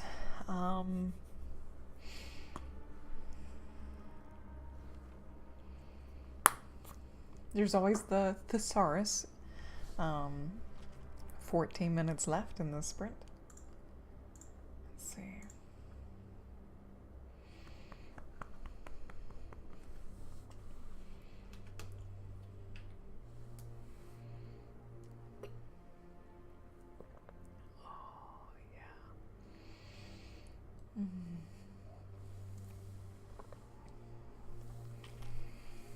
Okay, fortitude to go through with it. There we are. There we are. We're right now. Taking a deep breath, Hummer gathered himself at the overgrown cabin. He could see his home tree from where he was, and high at nearly the top he could make out an organic shape. His brothers told him it was where their dad had spent his mornings and evenings, but they didn't know why. Hummer didn't either, but they needed to talk. "You've been spending a lot of time alone," Hummer observed when he hovered near the branch Chiff sat on. The poor squirrel went stiff for a moment before his eyes found the source of the voice. When he saw it was only Hummer, he patted the branch next to him, his eyes looking out in the direction where Polly had been found, his shoulders shrugging in response to his son's words. "I'm so sorry." Hummer looked out over the trees with Chiff, wondering what he could be looking at. "For what?" Chiff was a bit bristled on the inside. He didn't really want to talk with Hummer during his alone time. "I know that Roxy risked her life to save mine, but it was her choice. I wouldn't have survived without her, and I'm grateful that she saved me. I'm grateful that you allowed me to live with you." Chiff snorted what could have been a chuckle, but there was a hint of levity to his tone. "I didn't have much of a choice. She wouldn't have listened to me no matter what I did. That's why I feel about her the way I do." He shook his head, clearing his throat. "Roxy risking her life isn't the only reason I've been cold towards you." He finally tore his eyes off the vista to look at his feathered son, who looked back with a hint of hope in his eyes. He hefted a great sigh. He didn't want to confront his feelings about Hummer, but there he was. Had Hummer planned it? His head hung low. There would never be a better time to tell him about Polly. "Your mother and I were very close before you were born." Hummer turned to better face his father. Verdant had mentioned Polly was friends with everyone. How good of friends she didn't say. Chiff smiled with his eyes, his head shaking, a real chuckle leaving him. "We were inseparable, always getting into trouble, making mischief. We were so close that if we were the same species, we would have started a family together." His eyes turned out towards the treetops again. "But we both wanted a family, and we knew how to do that. She went her way, and I went mine. We were still close, though. I was looking forward to..." He paused his thoughts as best he could. Where they were going hurt too much to bear. He cleared his throat. Oh my god. He cleared his throat again. "When I found out she died during the storm, and Roxy could have as well, I needed to blame something. There we go. He looked at Hummer, their eyes connecting. "You were the only thing I could blame. I thought that if it hadn't been for you, Polly would have found better shelter during the storm. Roxy wouldn't have risked her life to save you when she heard something that could have been anything." Hummer's mind churned with the information Chiff had just dumped on him. If it wasn't for him, his real mother could have been alive. If it wasn't for him, Roxy would have stayed safe. I never knew you two were that close. No one ever spoke about it. Hummer tried to steer his thoughts away from the fact that it was his fault his mother had died. Ooh. Hang on. Hey, I know that look. I don't blame you. Chif put a paw on Hummer's back. I never should have blamed you. The way I am now is my own fault. I miss her so much. Oh, I missed her so much. I didn't know what to do. I still kind of don't. It's been difficult moving on. Chif looked at his son and could see that his own words had stuck themselves in his mind like an annoying bramble that couldn't be shaken off. Ooh, Erica.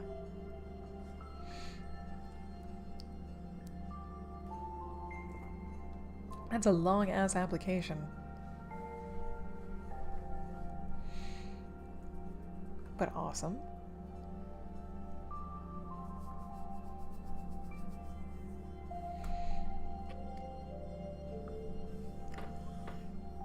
Sorry, letting the voice rest too.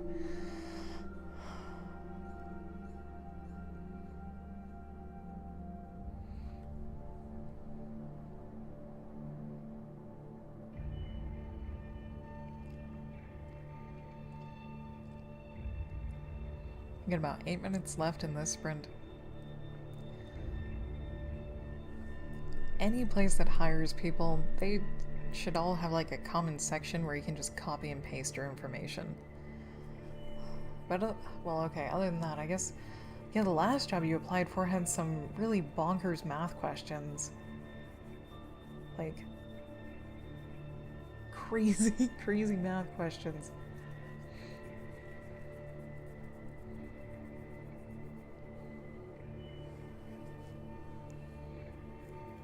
Okay, this little piece of hair is gonna kill me. Yeah. This little piece of hair decided not to do what it was supposed to do. And so it gets tucked in the bun. Aha. Kind of. There.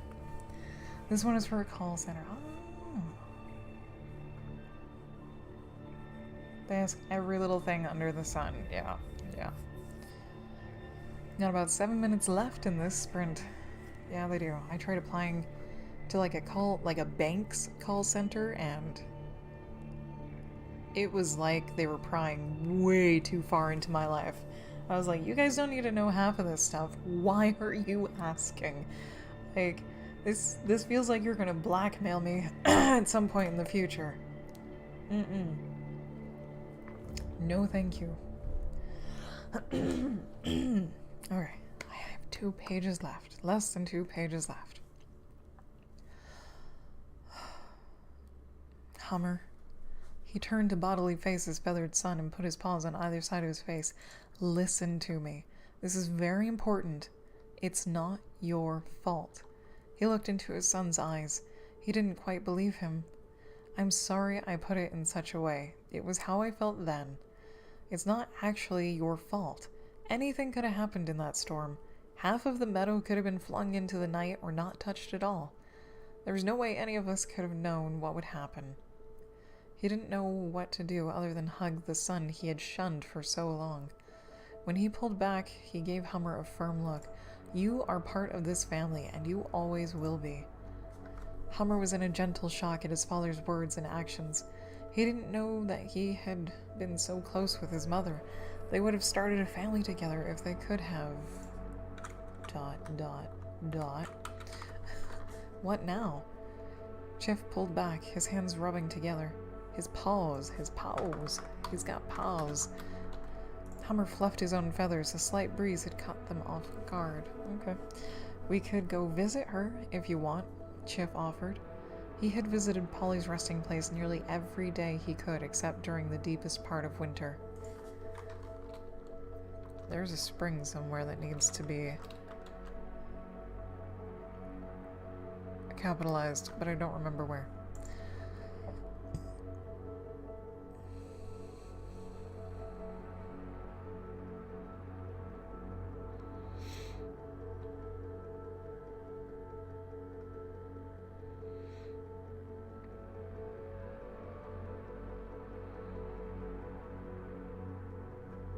I will find it later. That's okay. Hummer perked up a bit. He had never asked about his mom to know she had a resting place. He only knew the commemoration site in the eastern part of the meadow, but not who rested there. He only knew of. I'd like that, he replied. When Chif nodded and started to make his way down the tree, Hummer followed. They stopped by the hollow quickly to let Roxy know they would be going out for a while. She smiled with her eyes and told them to be back before it got too late. Together they made their way down the tree and across the meadow. Chif hopped along like he had always traveled to the commemoration site, and it wasn't a place of sadness. Hummer wasn't sure how to prepare himself for seeing his birth mother's resting place even as they arrived. Here she is. Chif stood in front of the small grouping of flowers that had just started to bloom.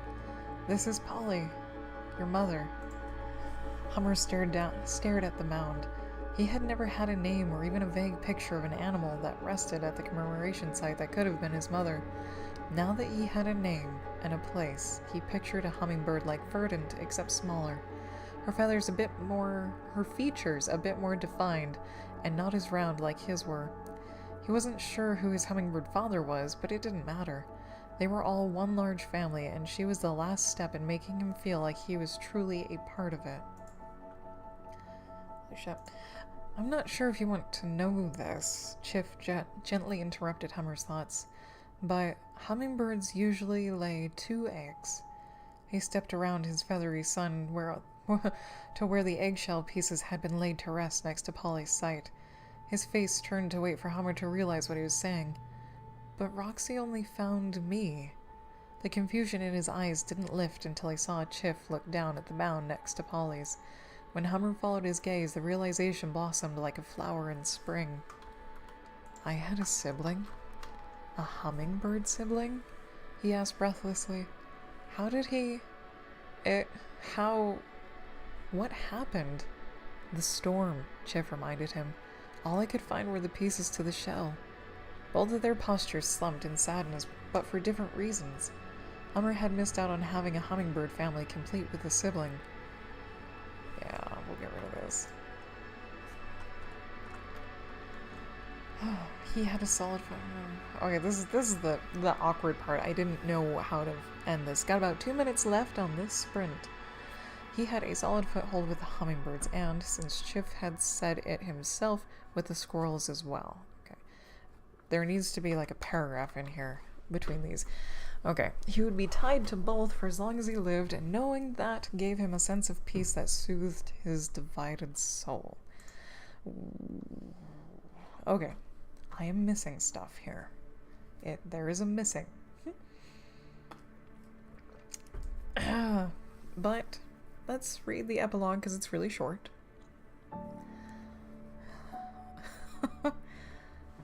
Which will hopefully not be as short when I get back to it. Yeah. Hey, get back here! You didn't tag me! Hummer called after a tiny hummingbird that laughed gleefully as it sped away. She was one of the newest additions to the family that thought it was just too much fun to play games with him and his squirrel brothers. Since the squirrels couldn't fly, he was tasked with chasing the little ones down when they decided to cheat at their games. Below him, Bounce chirped and squeaked with laughter, bounding along in the grass, trying to keep up with the tiny birds. He was the only one besides Hummer that had enough energy to keep playing until dusk, which was rapidly closing in on them. "Can't catch me," the little hummingbird called back, her tongue sticking out. But with her attention on Hummer, she didn't notice Bounce getting ahead of her. Boo! Bounce jumped high into the air off a rock, scaring the little bird so much her wings stopped and she fell like a rock into the cushioning grass. She was giggling by the time they reached her, her supply of air limitless to fuel her laughter. "That was so much fun," she squeaked, her little body bouncing up from the ground to hover, her balance not quite recovered. "Uncle Bounce, can we do it again?" 5, 4, 3, 2, 1. Bing! Time's up. Time's up. Time's up for that sprint.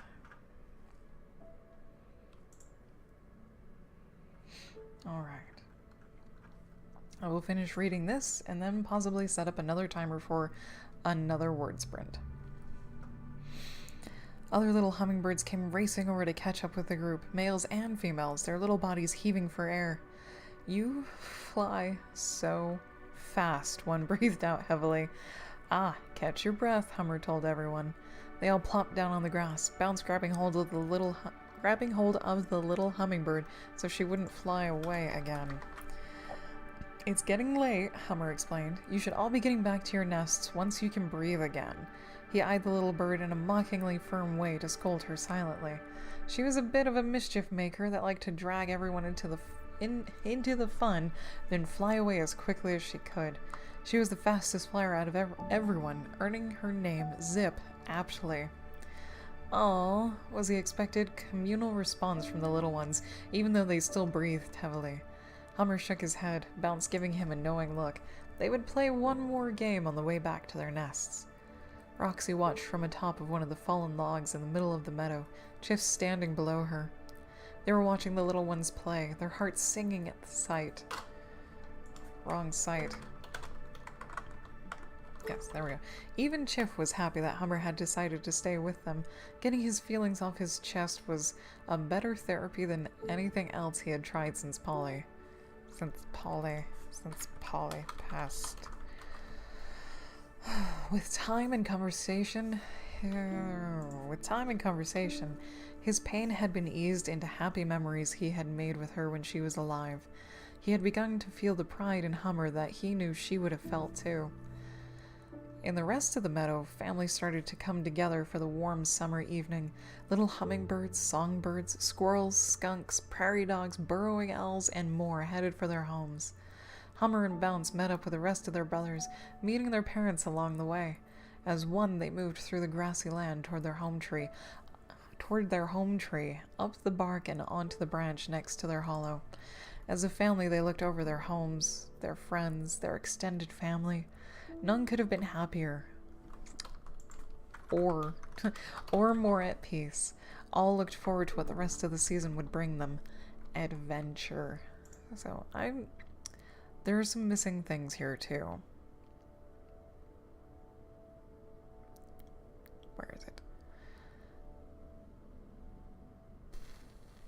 Oh, where is it? Chiff, Hummer, blah blah blah.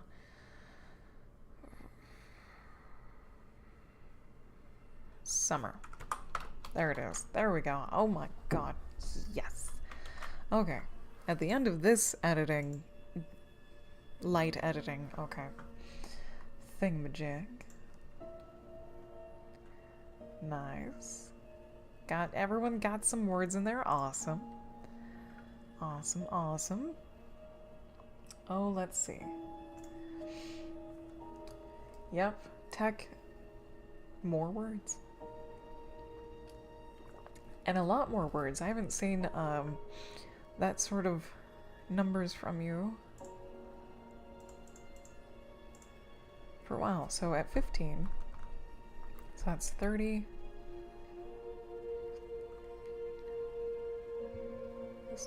25. 45 minute sprint maybe? If anyone is up for that big of a sprint, I could do a smaller 20-minute sprint and then a 10-minute sprint, or just make it a super long ass 45-minute sprint. Yeah.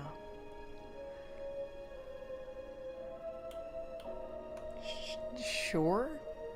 This will take me to the end of my stream, basically, is what it would do. Or actually, no, it would take me... Oh, no. That would take me past the end of my stream. So this, because at 15, there's 45 minutes left in the hour. But I would stop 10 minutes before the hour, so 30... So it's not that long. It's not that long. It's only 5 minutes longer than what Melody would be doing. So, if anyone would like to get in on this sprint, it's a 35-minute sprint that's going to start in about 2 minutes. Okay.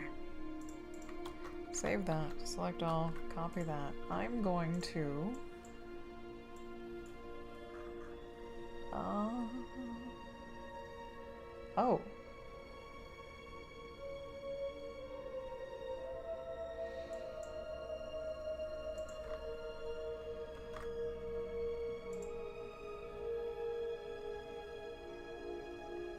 Okay.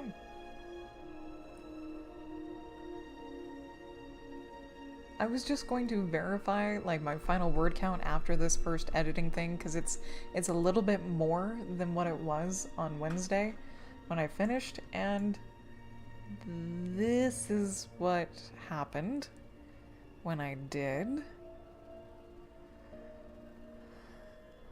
I didn't know this was a thing.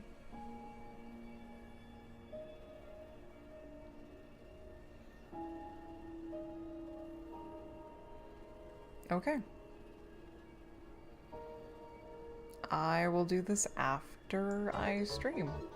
And Melody, thank you for the host. Up to 13 viewers, my god, guys. Half of you are probably already in here, but that's okay. I'm doing a final sprint of the night that is 35 minutes long, and it's gonna start really soon here. It's gonna start soon. Oh, rain. I'll take the free stuff if there is any. I'll have to find out after stream so I don't, dox myself or something. Ram, hello? Melody, hello. Guys, I actually just finished reading through the entirety of this novel, and it ended up being, at this point, 50,811 words. So then I get to start from the beginning again, but I need to add in a few notes. Something is missing. Ding! Oop! Let the writing begin. 35 minutes. 35 minutes if you guys would like. I know that wasn't really much of a break in between Melody's last sprint and this sprint, so if you need a little bit longer of a break, go ahead and take it. The sprint will always be here. You can always listen to the stream or actually join in by clicking the link. If you are not a buddy of mine and you would like to be, yes, take your breaks as needed. Definitely, definitely keep yourselves healthy. There is something missing. Okay, this.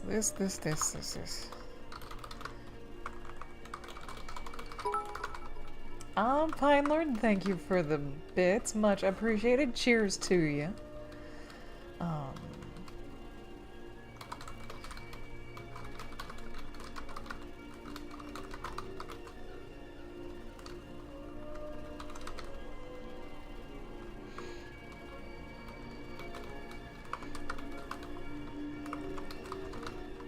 There we go. That is my note to myself. Okay.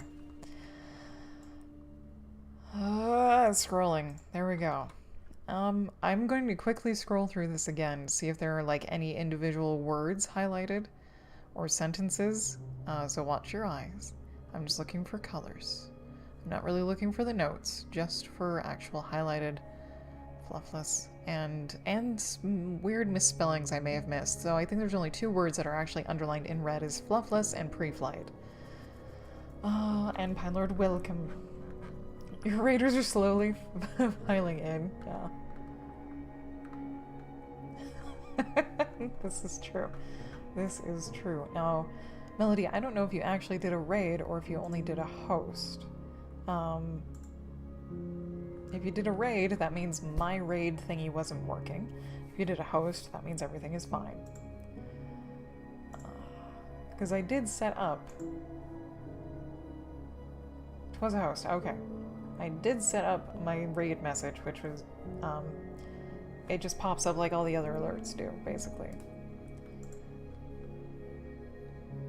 Which I will test one right now if it loads. Oh, my picture didn't work. Okay. That was a test. That did not actually happen. Where the foobar did my thing go? Now that I actually do have time. Raids.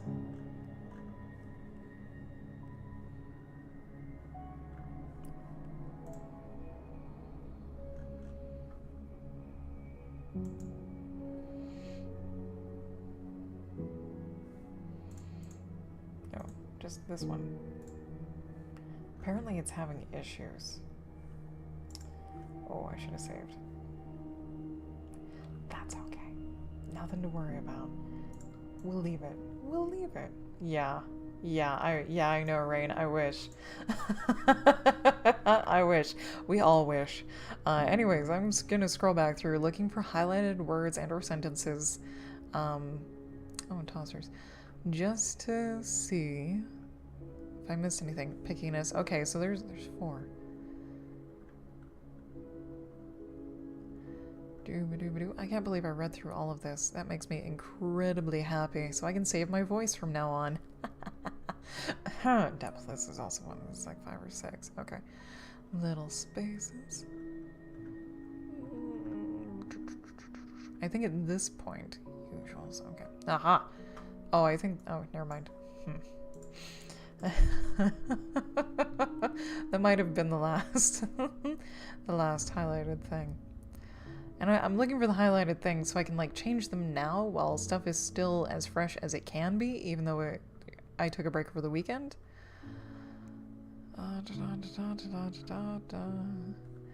And these highlights are just letting me know where I had left off reading. Okay, that's supposed to be misspelled. Yes. Let's see. Whack. Are we there yet? Oh. Honk. Out of context, honk. Okay, that's where I started. Oh my god, I read like 20 and a half or more pages today out loud. Okay, that's what I was looking for. And there shouldn't be any more.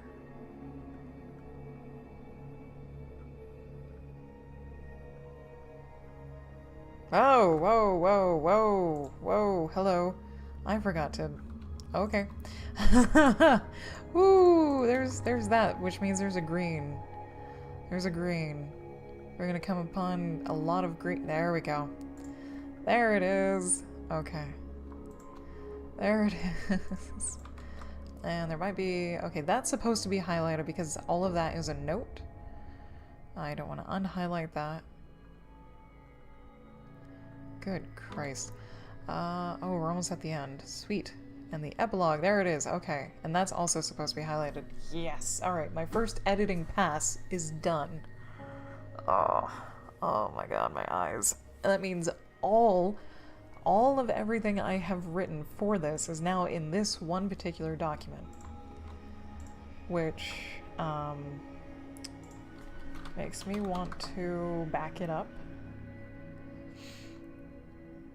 on things.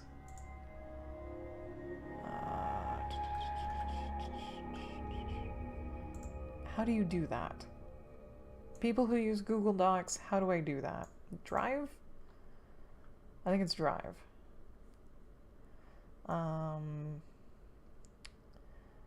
Starred, shared, computers.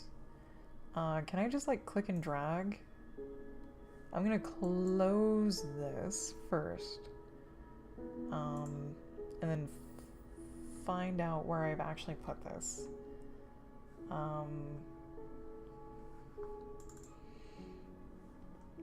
Stories, nano, there we go, okay.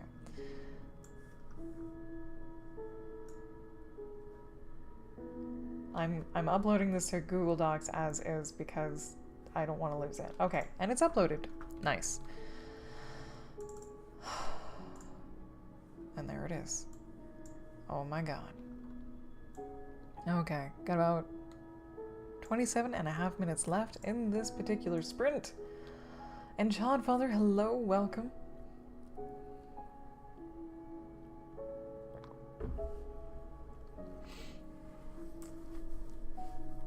Seagull? What seagull? Romance goop, ninjas and smut, oh my. That's alright.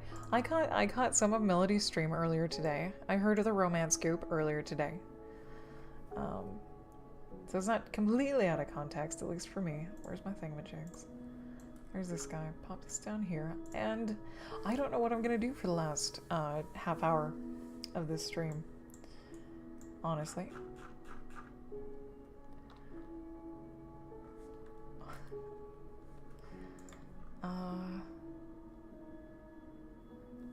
other than art. Oh my. Oh, that was not what I wanted to do, but that's okay. Oh, but there you go. This, I uploaded this as the cover to the story on Nano, simply because I could.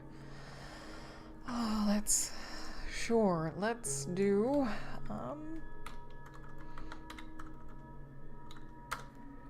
there we go. There we go. Sketch. And I will actually put this over here so we can still see what time is left. I'll stick this back over here, juggling windows. This guy, and I will put this, maybe, back in the corner so we can see its loveliness. And then I will need to look up some red squirrels. Images of red squirrels, which are cute as fluff.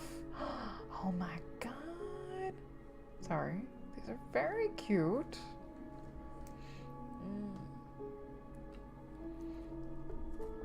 Wow, that's a paragraph paintfish. That is a paragraph.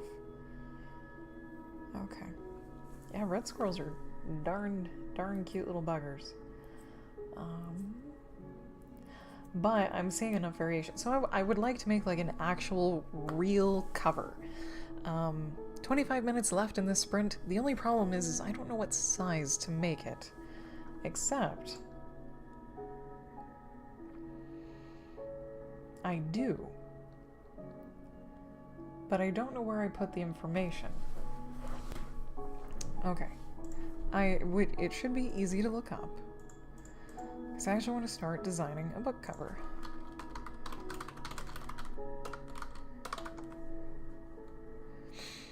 Okay, so at 300, which is fine.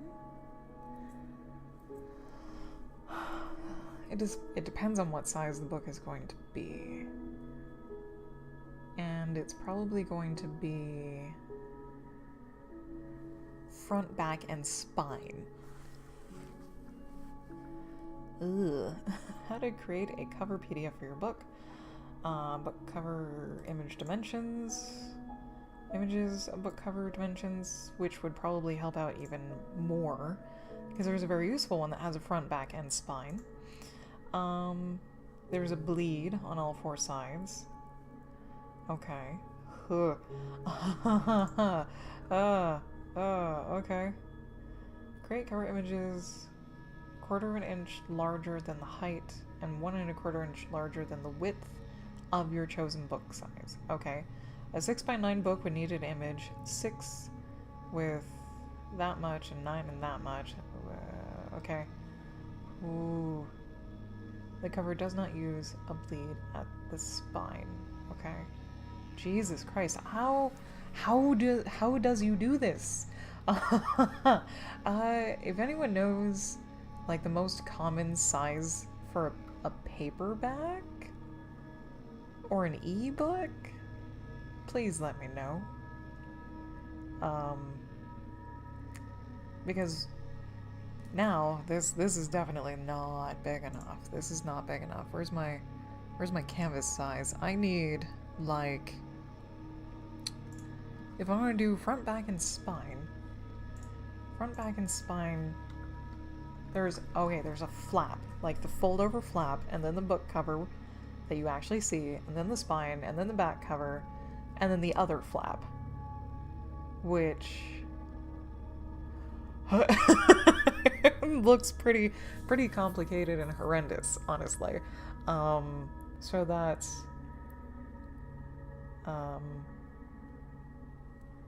25 centimeters on either side with a 2.5 centimeter spine.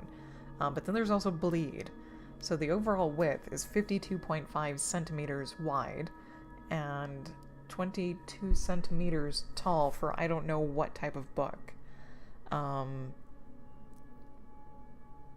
Oh my god. If I figure this out, I will keep this as a template.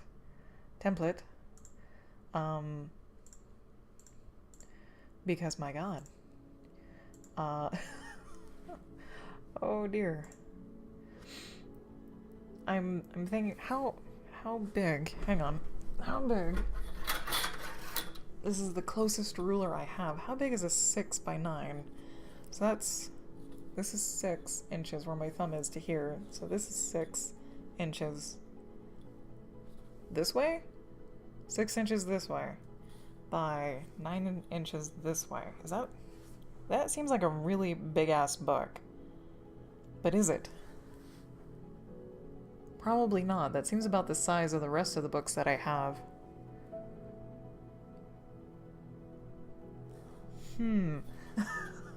Like, Okay, I will trust. I will trust. What does that translate to in pixels? Hey, it doesn't have to translate in pixels. It can translate into anything. Percent, inches, millimeters, centimeters. Let's just go off of what this is. So the overall width is, oh, this might crash my computer. 52.5. Or not. That looked, no, oh dear. Oh dear. So the original size of my canvas is right here, and it's large. It's large enough to print out like a 10-inch by 20-inch picture. So if this locks up, that will be the end of my stream because my computer will have died. So this is 25% of the view right now. This is massive, but let's keep you over here. Okay. Okay. Oh my god, this is so big. 15,502 pixels wide.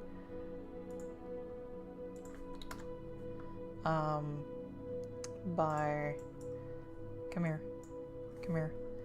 6496. Oh, that's, oh crap.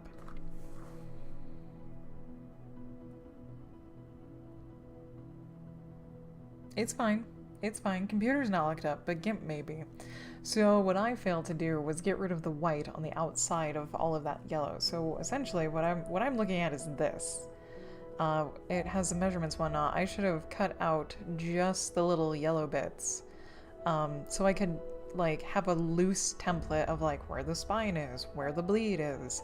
The bleed is just yeah, where it may, like, the image might shift as per where it's being printed, or the paper might be a little bit off, might be a little off from where it is,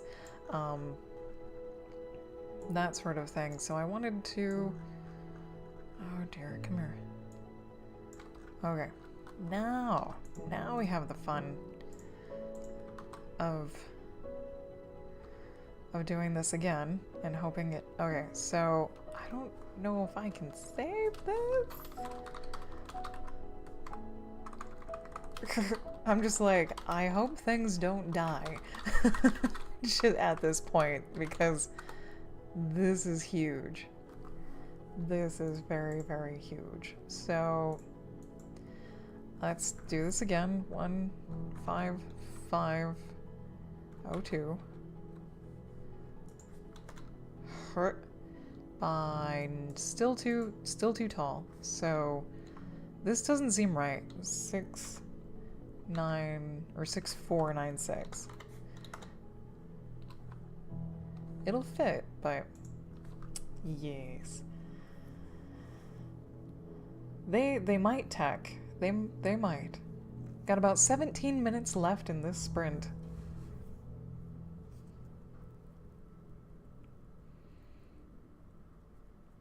Oh, it's actually not locking up this time. It's actually doing it.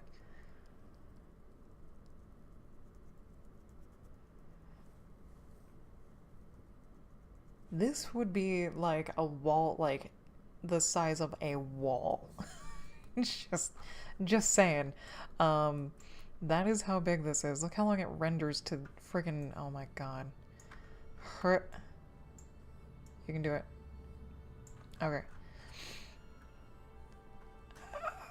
This is 4.35% view. And this is 100% view. That is how big this is. That is way too big for a book cover.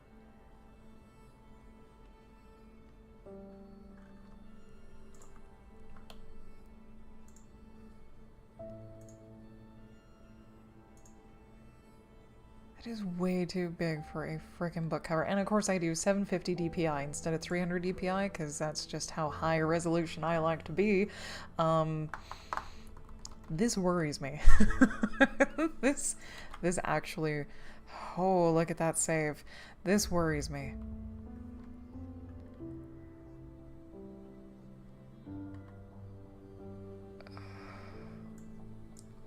Let's see how long I can work on it until it crashes, yeah?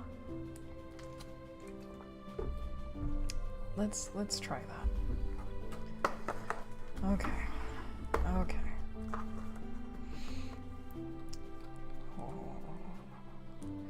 I'm fairly certain I can use a little bit bigger of a brush this time. There we go. Okay, so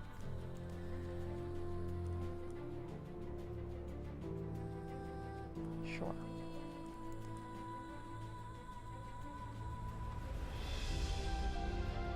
Please don't die.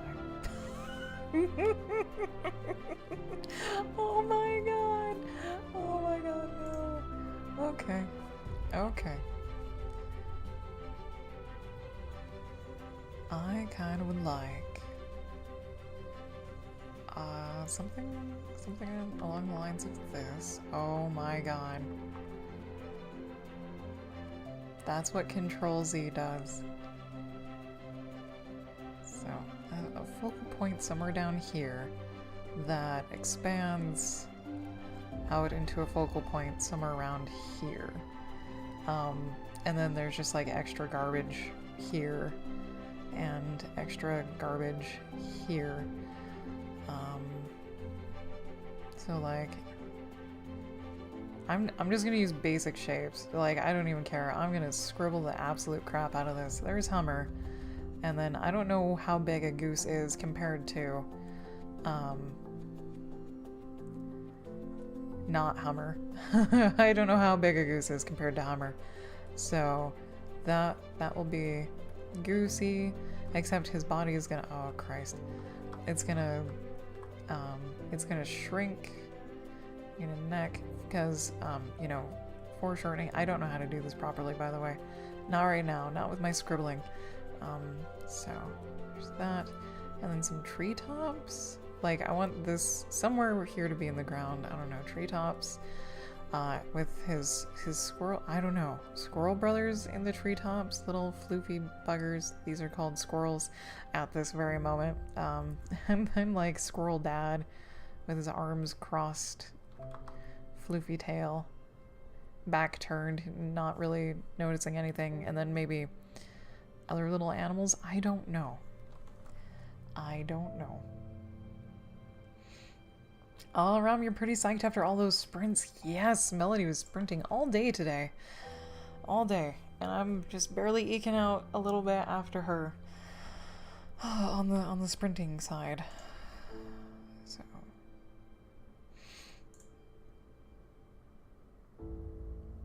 there need to be other geese. Or do there? Does there need to be other geese? I don't know. I don't know. I wouldn't mind cleaning this up considerably. I did want to actually make a map of the meadow and other things, because the first idea I had for a cover was extremely boring. Extremely boring. And we will wait patiently. We will wait patiently. So what I had envisioned for the cover was, let's do some pine tree shenanigans. Pine tree shenanigans. And then, like, you can see them, the pond back here, and, like, the other trees back here. I don't know, with, like, a cloud. It was literally just, like, a little portrait with Hummer sitting somewhere, or buzzing somewhere. Maybe not that small. I don't know.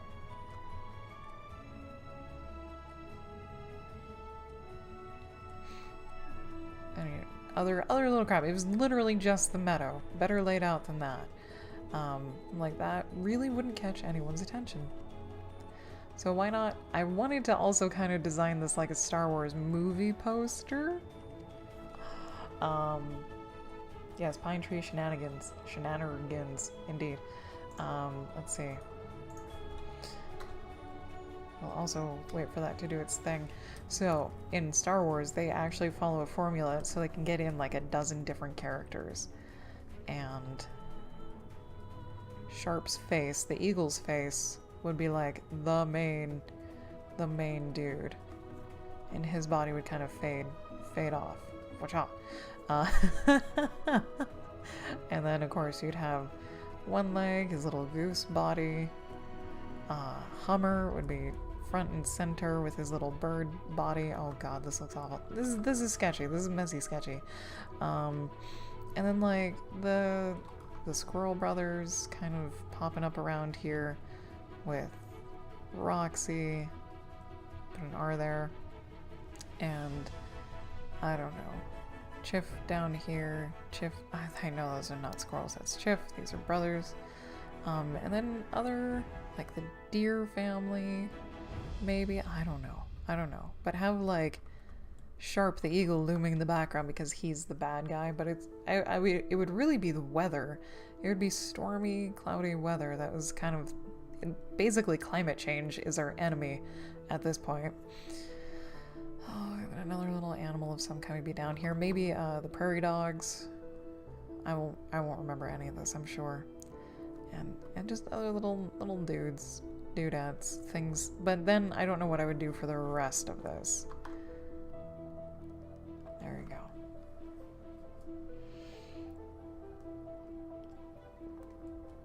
Awesome, Ram. Got about 9 minutes left in this sprint. That's right.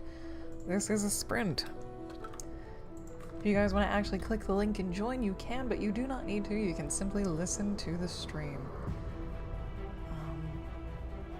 And then well, okay, I guess if that was that, then this would be the meadow.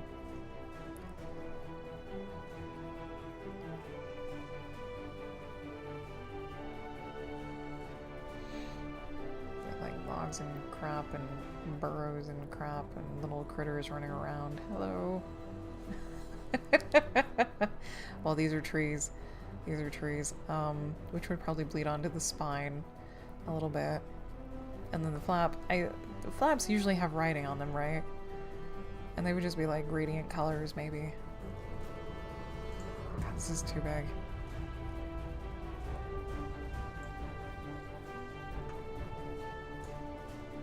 Bye! Yeah, it's way too big. So what I am gonna do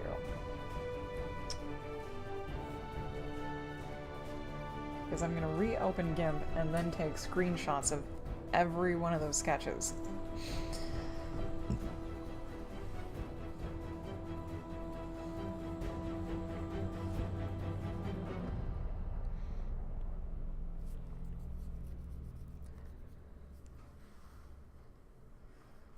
That actually opened up a lot faster than I thought it was going to, but that doesn't... Oh my god, it opened! Okay.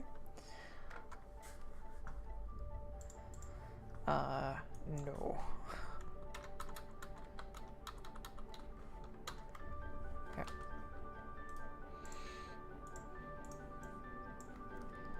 One.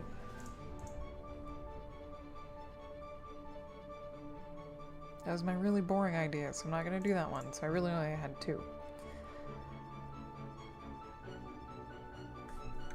Okay. Okay. Cancel really quick. File new, then save, and then put it here, and then go. Cover ideas. I'll do cover ideas, and then let me get a clear shot of this. Can I? Nope, has to be that big, which is fine. Totally fine. I'll print that again. I'll print that again, save that right there, and then I'm gonna delete the enormous thing that's going to break my computer. Boop! Because it's too big. It's too big. So now at least I have some ideas. I have some ideas. Okay. Fine, Lord. Okay. Pep talk. Why are you over here? I put you over here.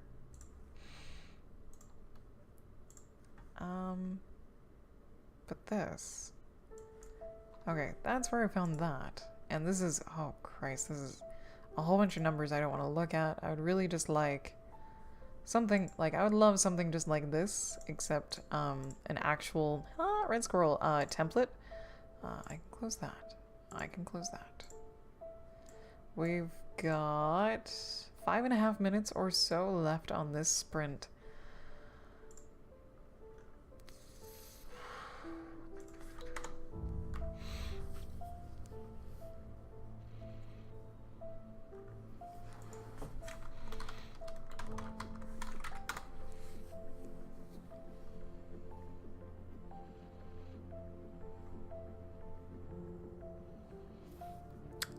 Fast pencil or create space.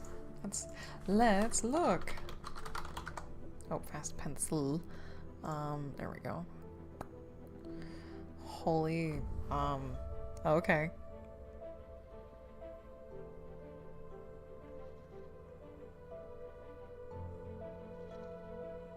Interesting.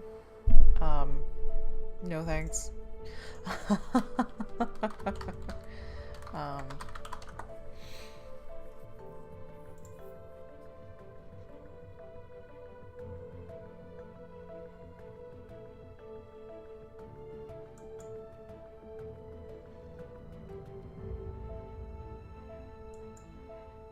Why not? Sure, why not? Got about 4 minutes left in this sprint.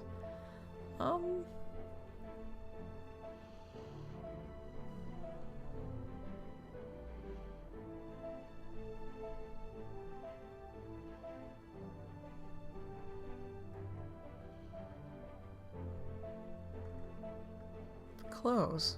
I just need more of those. More of those that are more accurate. Although I have a sneaking suspicion that that is accurate, but not as accurate as I would like it to be. And by that, I mean the pixel sizes is freaking enormous. And it did translate. GIMP did translate the centimeters into pixels, which is... It doesn't seem right, but I guess they need the flexibility of shrinking the image or fitting several different cover sizes. It would be really nice to just have, you need this ratio, like a 3:4 ratio, so you can scale it to these 3 different sizes or whatever.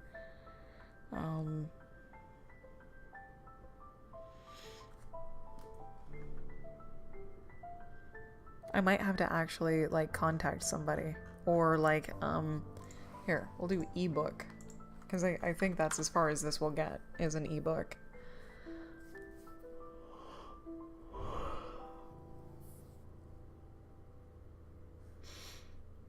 See, this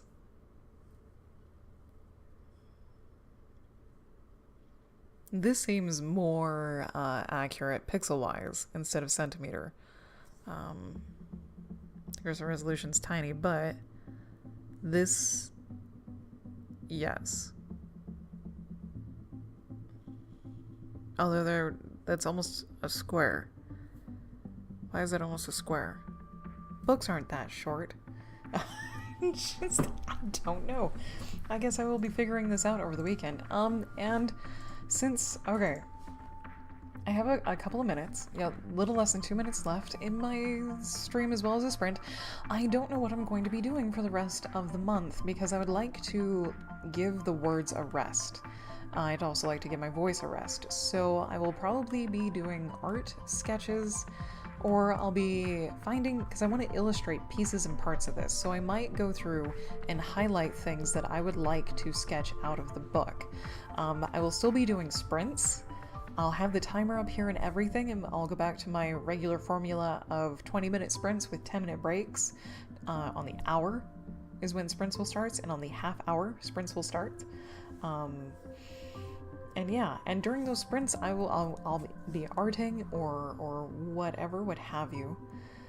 Yeah, I think that's how the rest of this month is going to go, which is all of this week and up until Thursday of next week. And I will be streaming this Thursday and Friday, which is Thanksgiving weekend. I will be streaming in the mornings. I'll be streaming in the mornings. I don't know what time, probably 10 a.m. Eastern or 7 a.m. Pacific. Same time technically, but that seems about right. And I'll still stream for 4 hours or so. Yes, 4 hours on Thursday and Friday in the morning. Got about 30 seconds left in this sprint. So yeah, that's pretty much it.